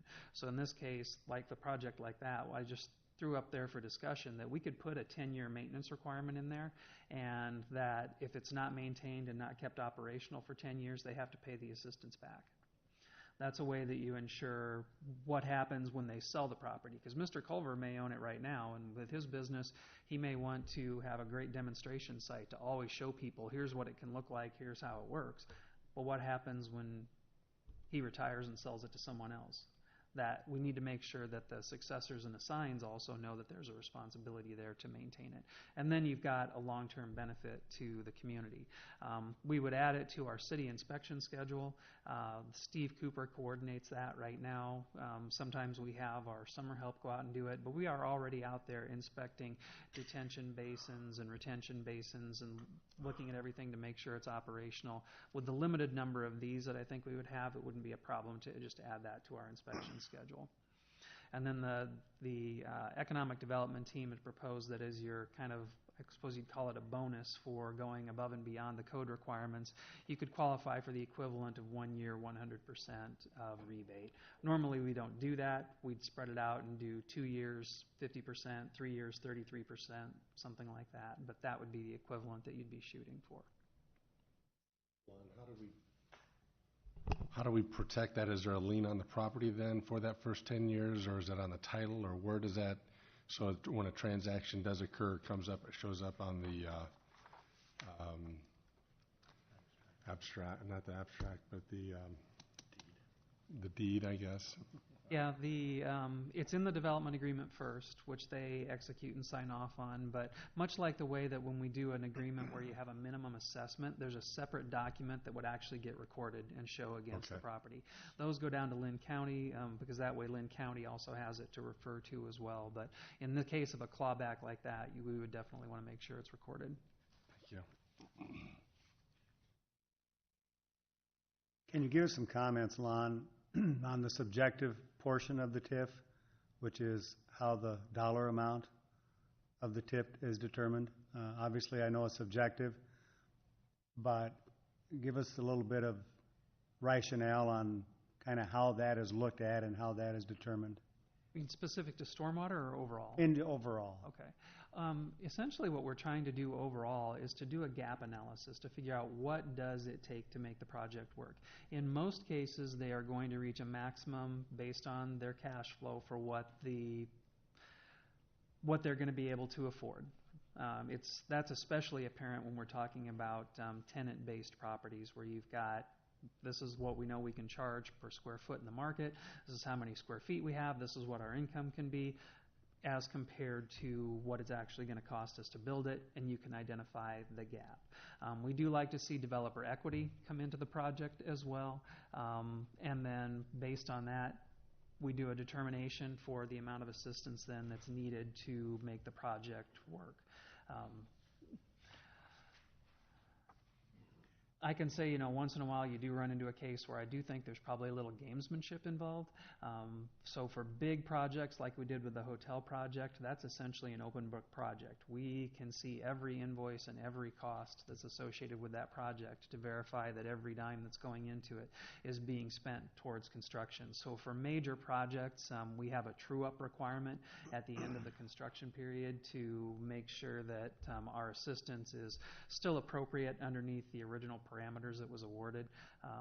It's like in the case of the hotel, we said it would be 36% of project costs for hard construction up to a maximum of $4.5 million. So if the hard construction costs meant our 36% was only 4.1, then 4.1 is all they're going to get.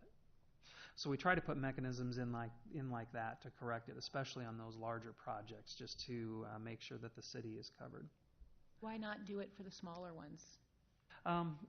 We do, but it's a little easier for the smaller ones. They're just, and especially for the ones that we have some history with, where they're not new to the market, we've got, I think, a better grasp on what it's actually going to take to do the construction and what they can get for rent on a property. Okay. It's easier to identify the gap.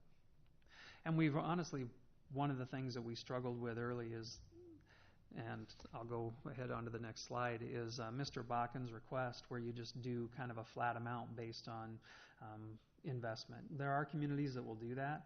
Hiawatha, for example, has identified areas of their community that if you come in and do a project that meets X parameters, you can get 5 years, 75% worth of tax rebate, and they don't get down into the details beyond that. So that's got advantages in that, someone looking at the area from the outside can say, hey, that's really simple, it's really easy, I know what I'm going to get, I can build that right into my pro forma. The downside to that is at some point it becomes an entitlement and you end up, say that you decided that you were going to do mini storage units because you had a shortage. Well, where do you stop? Once you do one and you set that precedent, then the next one that comes in is going to have that same expectation. The next one's going to have that same expectation, and it turns it into an entitlement, and you have no way that you're actually verifying the need for it for the project. I'll editorialize and say personally, I think that runs contrary to the revisions to the state law. And the last thing that I think our group wanted was to have Marion be held up in front of the state legislature as the bad example for what TIF is being used for. And I can honestly say that, for every project that we've reviewed underneath this process, I have no problem standing in front of a Senate or House hearing and say, yes, these projects needed this help in order to be able to proceed. There was a legitimate public purpose behind the city of Marion providing that assistance for these projects. A quick question, and I understand that point and I agree with it, but what's the difference between that point and the first in with the Victory Gymnastics then? That's just something. It's not precedent setting. That's something where we're very clear in the policy. It says first in. And then after that, you're evaluating the pro formas on the projects one by one. If another one came in and they needed a little bit of help, I think it would probably be something that you would consider. But again, you don't want to oversaturate your market. And we have a first in clause, so to speak, that we could point to for the second one? Yep. Okay. Yep.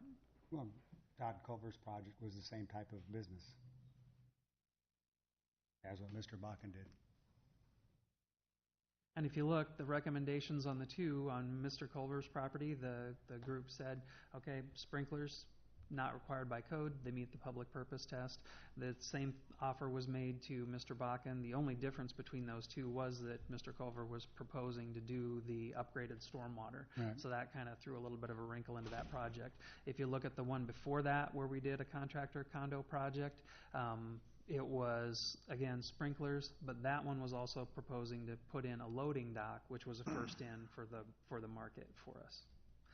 Once you establish that there's a need for that in the market and there's a demand, then they can adjust their business models to be able to accommodate that for future ones. But the other thing that we were running into with projects is, the cost of building a project in Marion may not be much different than it is in Cedar Rapids. I'll pick on Boyson Commons. Boyson Commons is a very similar residential project over there on Boyson Road to what Mr. Pelly is building here in Marion. If you were to just do like some communities do and say, you get 10 years, 50% for building that project, well, what if the lot in Cedar Rapids cost $2 million and in Marion it cost $1 million? Then all of a sudden, maybe that's great for Marion because then they're obviously going to come here, but it also means that an incentive level that's required for someone to be able to develop in one community is not necessarily the same incentive level that's required in another. And we had one project, for example, that was looking at Marion at a site on Blair's Ferry Road, and the first question they asked was, what are you going to give me for an incentive for doing my project? And we don't want incentive chasers. Right.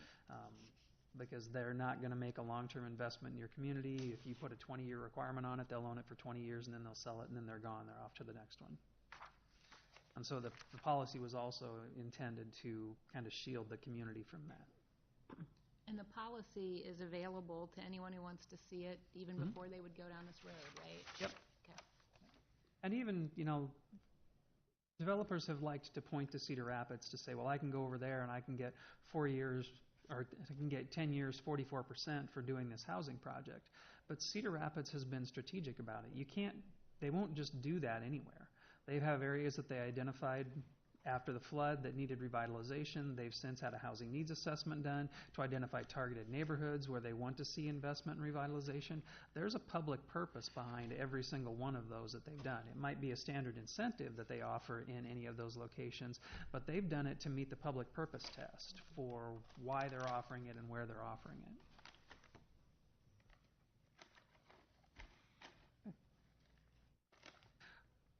Any other questions on that?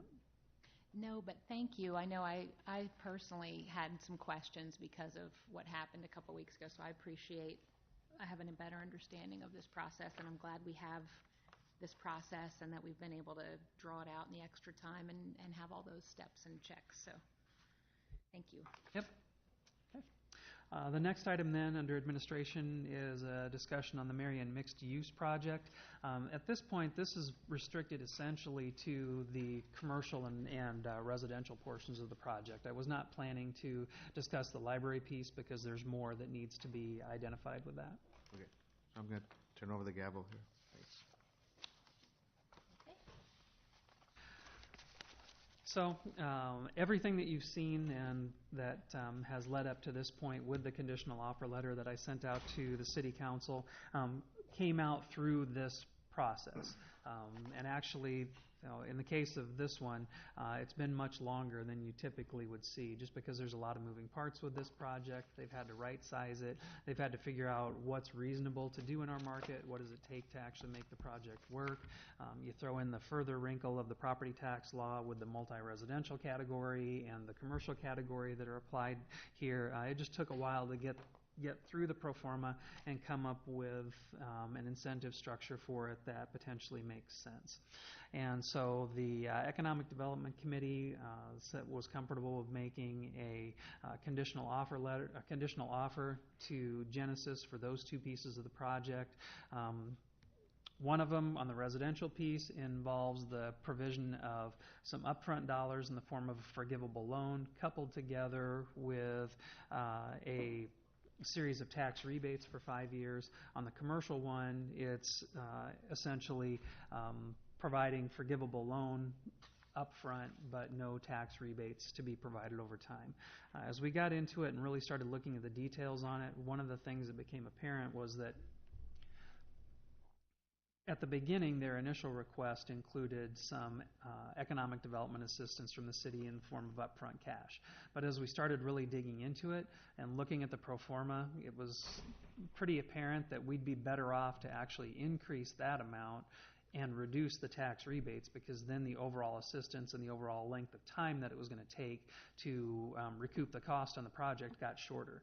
You're basically taking advantage of the city's cost of borrowing versus the private sector's cost of borrowing for the project. So it shortens the overall amount that you pay for the project, but there's no doubt that this one is tight. This would be, to date, the single biggest overall incentive we've provided for a particular project.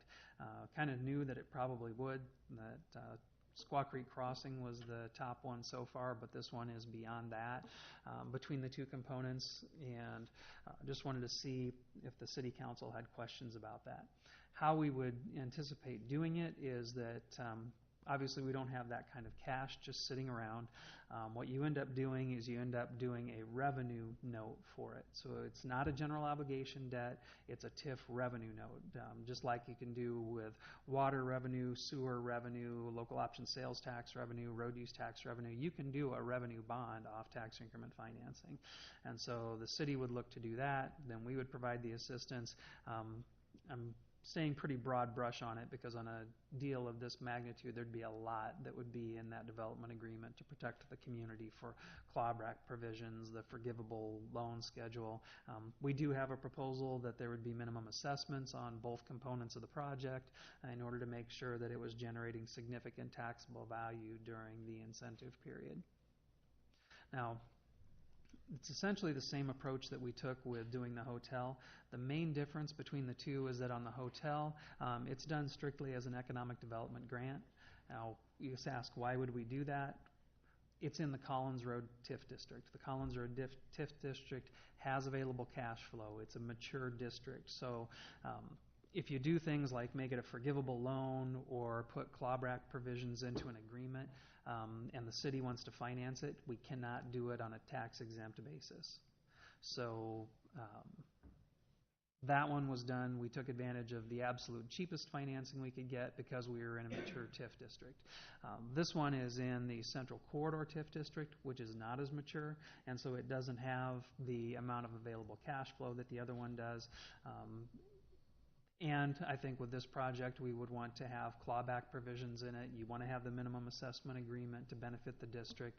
To do that, you cannot do the full tax-exempt financing, and so it changes the parameters on that a little bit. Does this impact our credit rating as a city and any of that, our financial perspective to how others see us? No, because it's essentially contained to the TIF district. You're pledging the credit of the TIF district to support it versus pledging the full faith and credit of the community. When you do a general obligation bond, that's the significant difference, and that's why we protect that number as much as we do, is because you're pledging the full faith and credit of the community by saying, if we are short, we will levy property taxes to make up the difference on making this payment. With this type of a structure, it's contingent on the revenue generated by this TIF district and only by this TIF district to be able to pay it. What type of protection do we have to protect the city in the event of a mishap with this entire project, if it were to not come to light? If it doesn't proceed, I mean, at this point, the risk that you have is just the amount of staff time and effort that's been put into it so far. When we go to the stage where we actually start drafting the MOU, that's when we're actually going to start engaging some legal bills, and we'd start working with our bonding agent to actually get the deal structured. So we're kind of at that point right now where when we contemplate bringing the MOU back to the City Council, where we are going to start incurring some expenses. So it's after the MOU, then that's when the debt starts rolling. Okay. Yeah, that's when things start to get more intense. And I wasn't expecting decisions or guidance from council today, but knowing that this is going to be coming, I just wanted to give you several weeks' worth of heads up. We'll be circling back to this discussion again, and we'd be looking at an MOU at some point in July. But again, this is a big enough one. I want you to have a chance to think about what questions do I have. If we need to have them answered by our bond counselor or our bonding agent, we can do that, and just make sure we do it right. Thank you for the advance notice. Anything else on this one, guys? Okay, we're going to move on to number 4 then. Number 4 is an addendum to our FBO lease that the DOT has asked us to pass. As you go down and look through it, essentially what they've done is they've added language to several provisions in the lease that say that it will be maintained as a public use airport.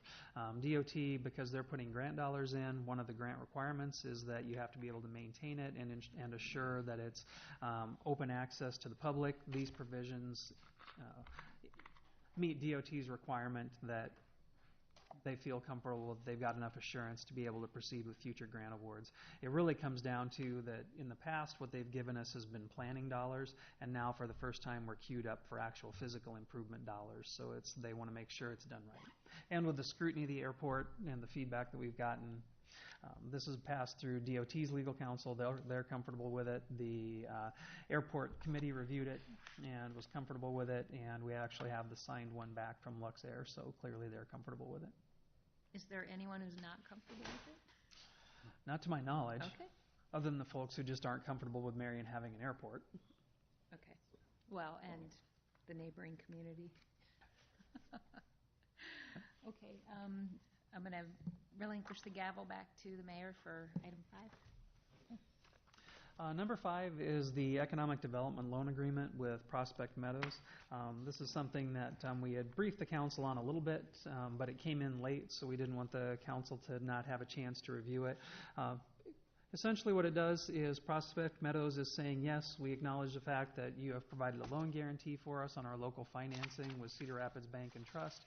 In the event that that guarantee gets exercised, we are agreeing to pay you back once we've got CRBT paid off. So provide some additional security for us on that. You know, our intent, I think, had been that even if the facility is up and in partial operation, we should see a significant uptick in our hotel motel taxes. And so we'd have that to be able to fall back on in the event that we had to exercise a guarantee in one of those years. But this gives us the ability then to come back and recover those costs at some point in the future. Their loan term is 11 and a half years, 18-month construction period, and then it converts to a 10-year fixed after that. So 11 and a half years would be about the maximum that we'd have to wait. And that's only in the event that the guarantee gets exercised. I would also report that as of last Thursday, they had hit $920,000 in fundraising. The Hall Perrine Foundation had asked them to raise $900,000 and gave them 18 months to do it, and they hit $920,000 in about 7 months. Wow, yeah, that's great. Not that they're stopping; they're still seeking additional dollars. But do they have the full funding for the first phase now? Yeah. So any additional funds they raise now will just go to the second phase, or it'll mean that they would carry less debt on the first phase. Less debt. Mm-hmm. Would be good.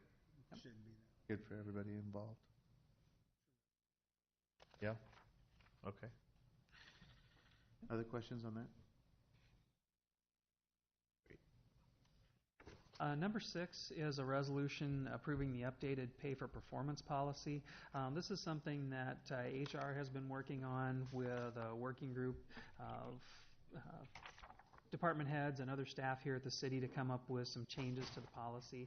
It's not what I would call a drastic change as far as how the process goes, but it does make some pretty significant adjustments to the policy. One of the things that frankly we've struggled with it has been how new employees are treated and how promoted employees were treated. And then I think the old policy just had a stipulated percentage that was going to be available in there from year to year. So as far as changes that they've made, new hires are eligible for pay for performance earlier than they would have been in the past. They would have had to go a full 30 months before they were eligible. at this point, if someone's been working for you for 30 months and you've never actually really sat down and done performance goals that are related to things that they can be rewarded with, you're way beyond the point at which you should do that. So probationary period is 6 months. After 6 months, then they become eligible to be put into the pay for performance system. Similarly with promoted employees used to be promoted, and then there'd be an 18-month, I'd call it maybe a cooling down period before they'd be eligible to go into pay for performance. Well, sometimes they were being promoted from a pay for performance position into a pay for performance position and being kicked out of the system. So we've eliminated that as well. I think this is an area just where, when it was first set up, we didn't really have that type of an HR function or help from HR to do these kinds of things, and now a lot of those things are going to be easier to do. The other major change is that while we've always asked the City Council to give us a thumbs up or thumbs down vote on offering pay for performance during the annual budget process, it just offered it per the policy. Now it's going to be a deliberate budgetary decision of the City Council to offer pay for performance and a cap on what that pay for performance offer would be in any given year. So the council will have to take action to say, okay, this year the maximum is going to be 3% based on available budget. We've looked at it. This is what we can afford. This year it might be 3.5%. This year, if it's a bad year, maybe it's 2%. But that percentage will be a deliberate action and set by the City Council as you launch into it from year to year. Well, one thing I did want to do is I wanted to run the council through a little bit about why the pay for performance policy that we had in place was in place the way that it was, because it isn't always clear why it's set up that way, but a lot of it is largely driven by the union contracts. And I know I've told you that in the past, but I thought maybe I'd illustrate it so you could really see how that plays out. So this is what it would have looked like under the old system. I just selected a couple of classifications that are fairly close in annual compensation. So in this case, I'm picking on one on communications operator and an administrative assistant. Communications operator is underneath the police contract. Administrative assistants are exempt and under pay for performance. So that's how it would look if they both started on January 1, 2019 under the old system. You can see how they would move through the pay bands. The communications operator would get increases per the contract. MPPA often likes to do wage adjustments twice per year, so you'd have one on July 1 and then another one on April. You do get a little bit higher lift, but usually that means that you get a lower percentage than if you go for a straight incentive, a straight increase. And so by the end of 3 years, the communications operator has moved through not only the steps that are in the contract or the wage adjustments that are in the contract, but they've also moved from the 0 to 1 year pay classification pay band to the 1 to 2 year pay band. So there's an additional lift in there.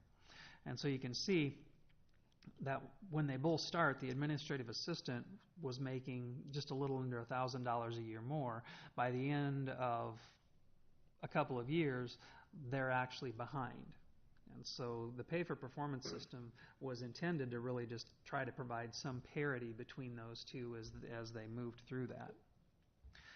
Now under the new system, and this is assuming that the council would set a 4% maximum in a year, you can see that same hire date, January 1, 2019.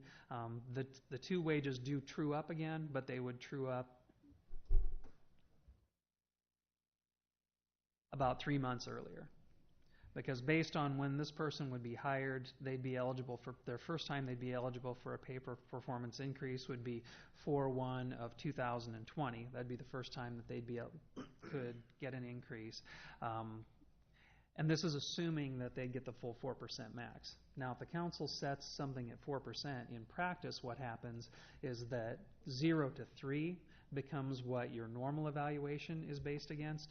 Anything between 3 and 4% is exemplary performance. I mean, that last percent is much, much harder to get. So I've assumed it here that this person qualified for the full 4%. In all likelihood, it would be less than that. So that's kind of, your what I would consider to be some of the entry-level wages for the city. And then I thought, well, let's take a look at what happens with some of the more highly compensated positions. So this time I'm picking on the fire department. I went with a captain paramedic and then a budgeted position, but one that we don't have an individual in there yet, and that is an assistant director position for public service. Again, they're fairly close. They're about $2,000 apart at the beginning. Assuming that they were hired at the same date, you can look at where they would end up after a year and a half in the position, and you can see that based on that, the fire captain gains a couple thousand over what the assistant public service director would do. Lon, can I interrupt? I got a question here because I'm trying to catch up with you on this. So you're saying either under the old or the new, but if they're non-bartering units, well, this one wouldn't be non-bartering, but you take a look at the assistant director there, you're showing pay scale changes every 2 years, I'm sorry. Versus, is that how it is today? Do we not, non-bartering unit or employees, do they not get any raises on an annual basis? If you're a new hire and you come in, you get a pay increase at 6 months of 2.5%. And then you get another pay increase at 18 months of 2.5%, and a third pay increase at 30 months of 2.5%. So you're not subject to the pay for performance system. That's what this is modeling out, is what it would look like for a new hire at 6 months and then another year after that. Okay. Because I was just quickly doing my numbers, and at 0.13% is the pay grade change on that communications operator versus that administrative assistant. And I'm trying to comprehend, they get that increase, so IPERS, everything else that's paid by percentage of salary is being compensated on an annual basis, but it's just not being illustrated. Is that right? Right. Okay. Yeah. This is straight salary. This is not the roll-ups or anything else. Okay, It's a percentage gotcha. I'm of just salary. trying to keep up with that. Thank you. Yep. And so that's what things would look like under the system for a fire captain, the current system, and for an assistant director at public service or parks, because they're on the same pay band. So you look under what the new proposal would be, and the fire captain actually still goes through per contract at the same rate that is already established, but the new public services assistant director is eligible for pay for performance a little bit earlier, so they get an increase. It's not quite as much, but it comes earlier. But then by the time it rolls around the second time, the two salaries have trued up again. But so am I reading that right? Within 2 years, the public service assistant director got a 10% raise? That would be if they qualified for the full 4% both years. Again, if the council says we're going to do a 4% max, that means that it's going to be 0 to 3 for base, and you'd have to have exemplary performance to get to. I think her question was just on the old system. It looked like it was like a 10% raise over 2 years. No, not on the old. It's this new. Oh. Yeah. You go from 78 to 85. Oh. Okay. Yeah. But isn't this kind of comparing apples and oranges, comparing these two positions? I mean, I understand some jobs are comparable if you look at a wage scale. Right. But the market out there really determines, and that's what the purpose of the benefit of having an HR person is looking at all the different job categories and saying, what is the need, what is the demand? And those wage scales change by the job, not necessarily. I'm assuming we don't try to keep one job comparable to another by salary just because we think they should be equivalent, but the market should be dictating that. No, and the only reason I did this was to illustrate it, because I think sometimes it's hard to wrap your mind around when you approve a union contract and the union contract says you're going to get 2.85%. Right. Well, that 2.85% is going to apply to a step. So an employee who's going from this step to this step is going to go from here to this step plus 2.85%. Yeah. So it's broader than just a 2.85% increase. That's kind of the trap that you can get. It's always bigger. That you can fall into with collective bargaining. But that's also why here you would see that the pay for performance side of things, generally the percentages were higher because they were qualifying once per year. They've not been split, and so it was intended to try to help to provide that. And I'm going to push back on you on that a little bit, Steve, because we have departments where you have people who are eligible for promotion from a union position to a pay for performance position. And if we don't maintain that wage gap, why would they take the promotion? There should be some kind of a financial incentive to go from being a police corporal to being a police sergeant. And under the system, the way that we had it before, you could go up to being a sergeant and take a $10,000 a year pay cut. So what's the incentive other than, if you've got some career goals of moving up the ladder, that's fine. But yes, there are a lot of positions, and I just illustrated this. I just picked them because of the pay scales to show you how they would move through the wages. But there are departments where we do have to be cognizant of maintaining that gap between one position and another.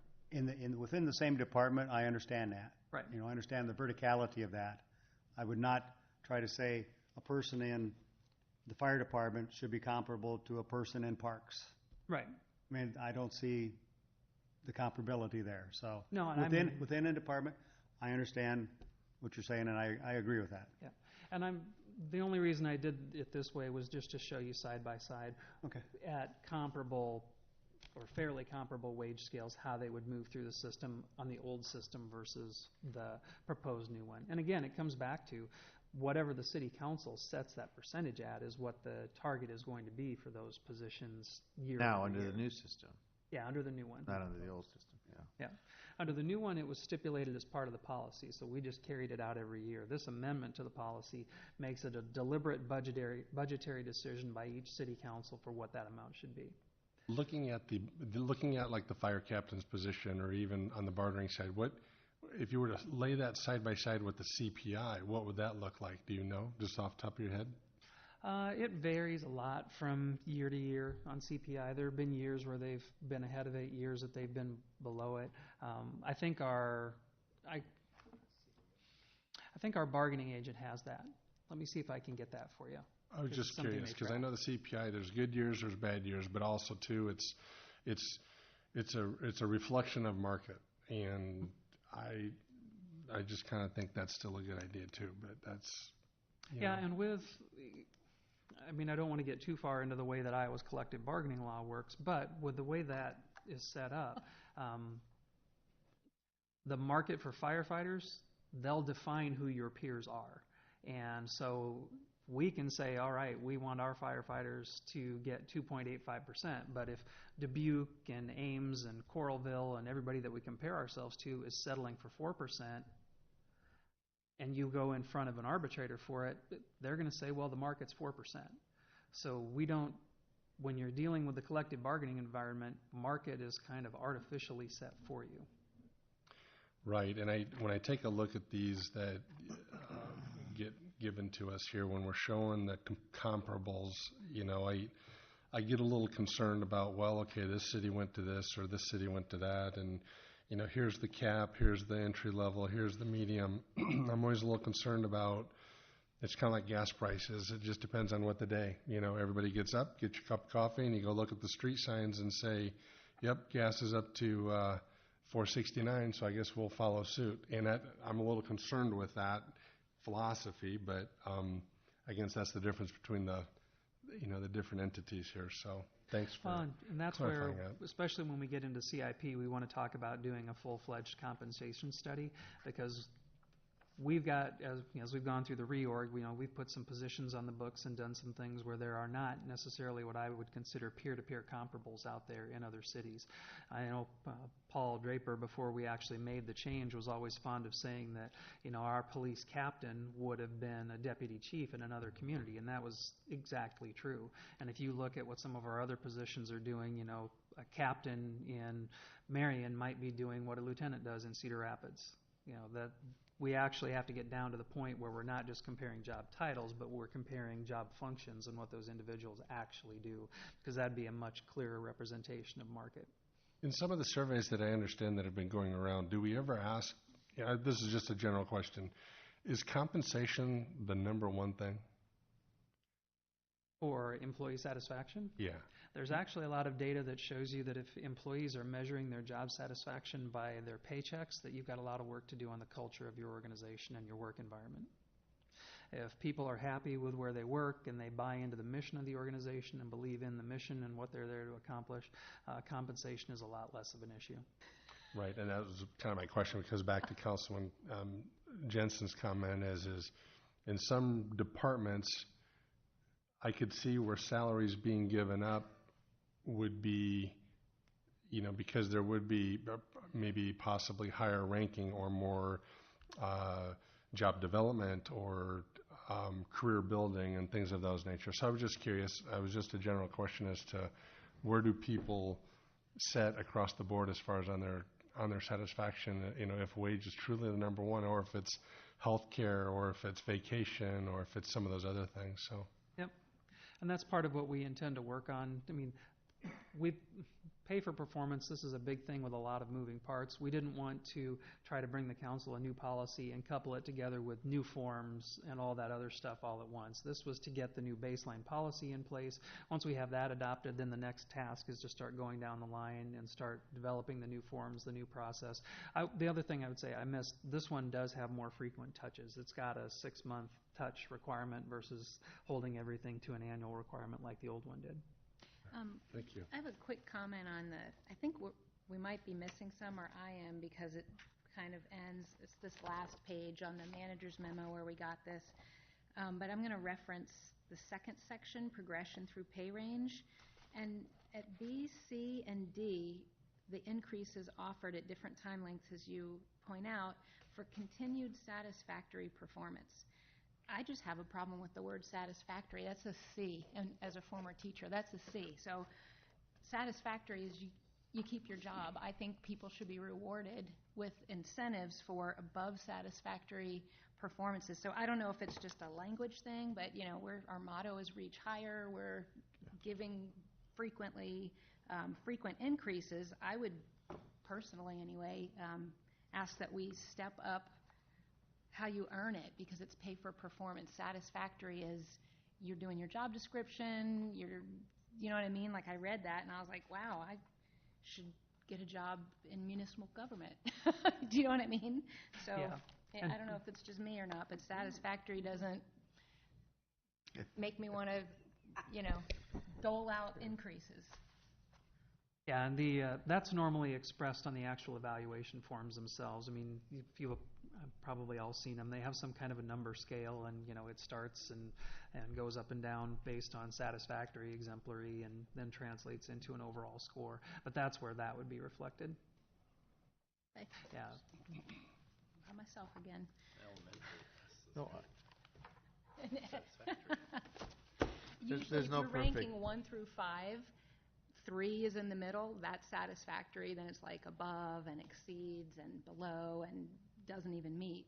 So You only get 1% raise. just on the record saying that. Okay. There's no perfect system. I think this is going in the right direction, and I think we can continue to improve upon it. This is an improvement. It's an improvement over what we've had, I think, and I think past council members that had the concerns would also agree. Before you adjourn, I had a comment about something that's not highlighted, but I just want to point it out before you adjourn. Go ahead, because we need to adjourn to the closed session. So. Yep. Okay. So number 7, departmental reports, is not bolded. It's on there. So I'm gonna just make a couple comments. And that is, and again, it's an understanding thing. Under admin, the first 2 receive and file statuses, one of them was, dated from 2015 without a remedy. So I don't know if we need to have that discussion or close it out. It's just tying up loose ends. To me, anything that's older than 6 months, if there's not a status or something from that point, it just seems like we're not being attentive, and I'm not saying that's the case, but just looking at how things are documented. There are 2 on admin and 2 on planning. These get submitted every month, so I don't know if a status should be provided, but in terms of being responsive as a city, those older dates concern me. So I'm just pointing it out because I see it, it's on here, and I don't want to surprise anybody if I'm looking at these every month and I start asking more specific about where are we on those. You don't see that? Where are you at? I'm on the departmental reports, receive and file status. So on admin, there are the top two. Actual report. Yeah, it's like a big packet Yeah. we get every month. Okay. Yep. And then two on planning. And I know we actually recently talked about the one nuisance property. I know that's an ongoing thing. I don't know if this was updated since then, but you know, those dates just stick out. And so I don't know if another status should be added or if we can close some of these out. But that one city council meeting seems like we should either make a decision or circle the wagons, close the loop, whatever we got to do. But it's 3 years. Is that 3 years now? Almost.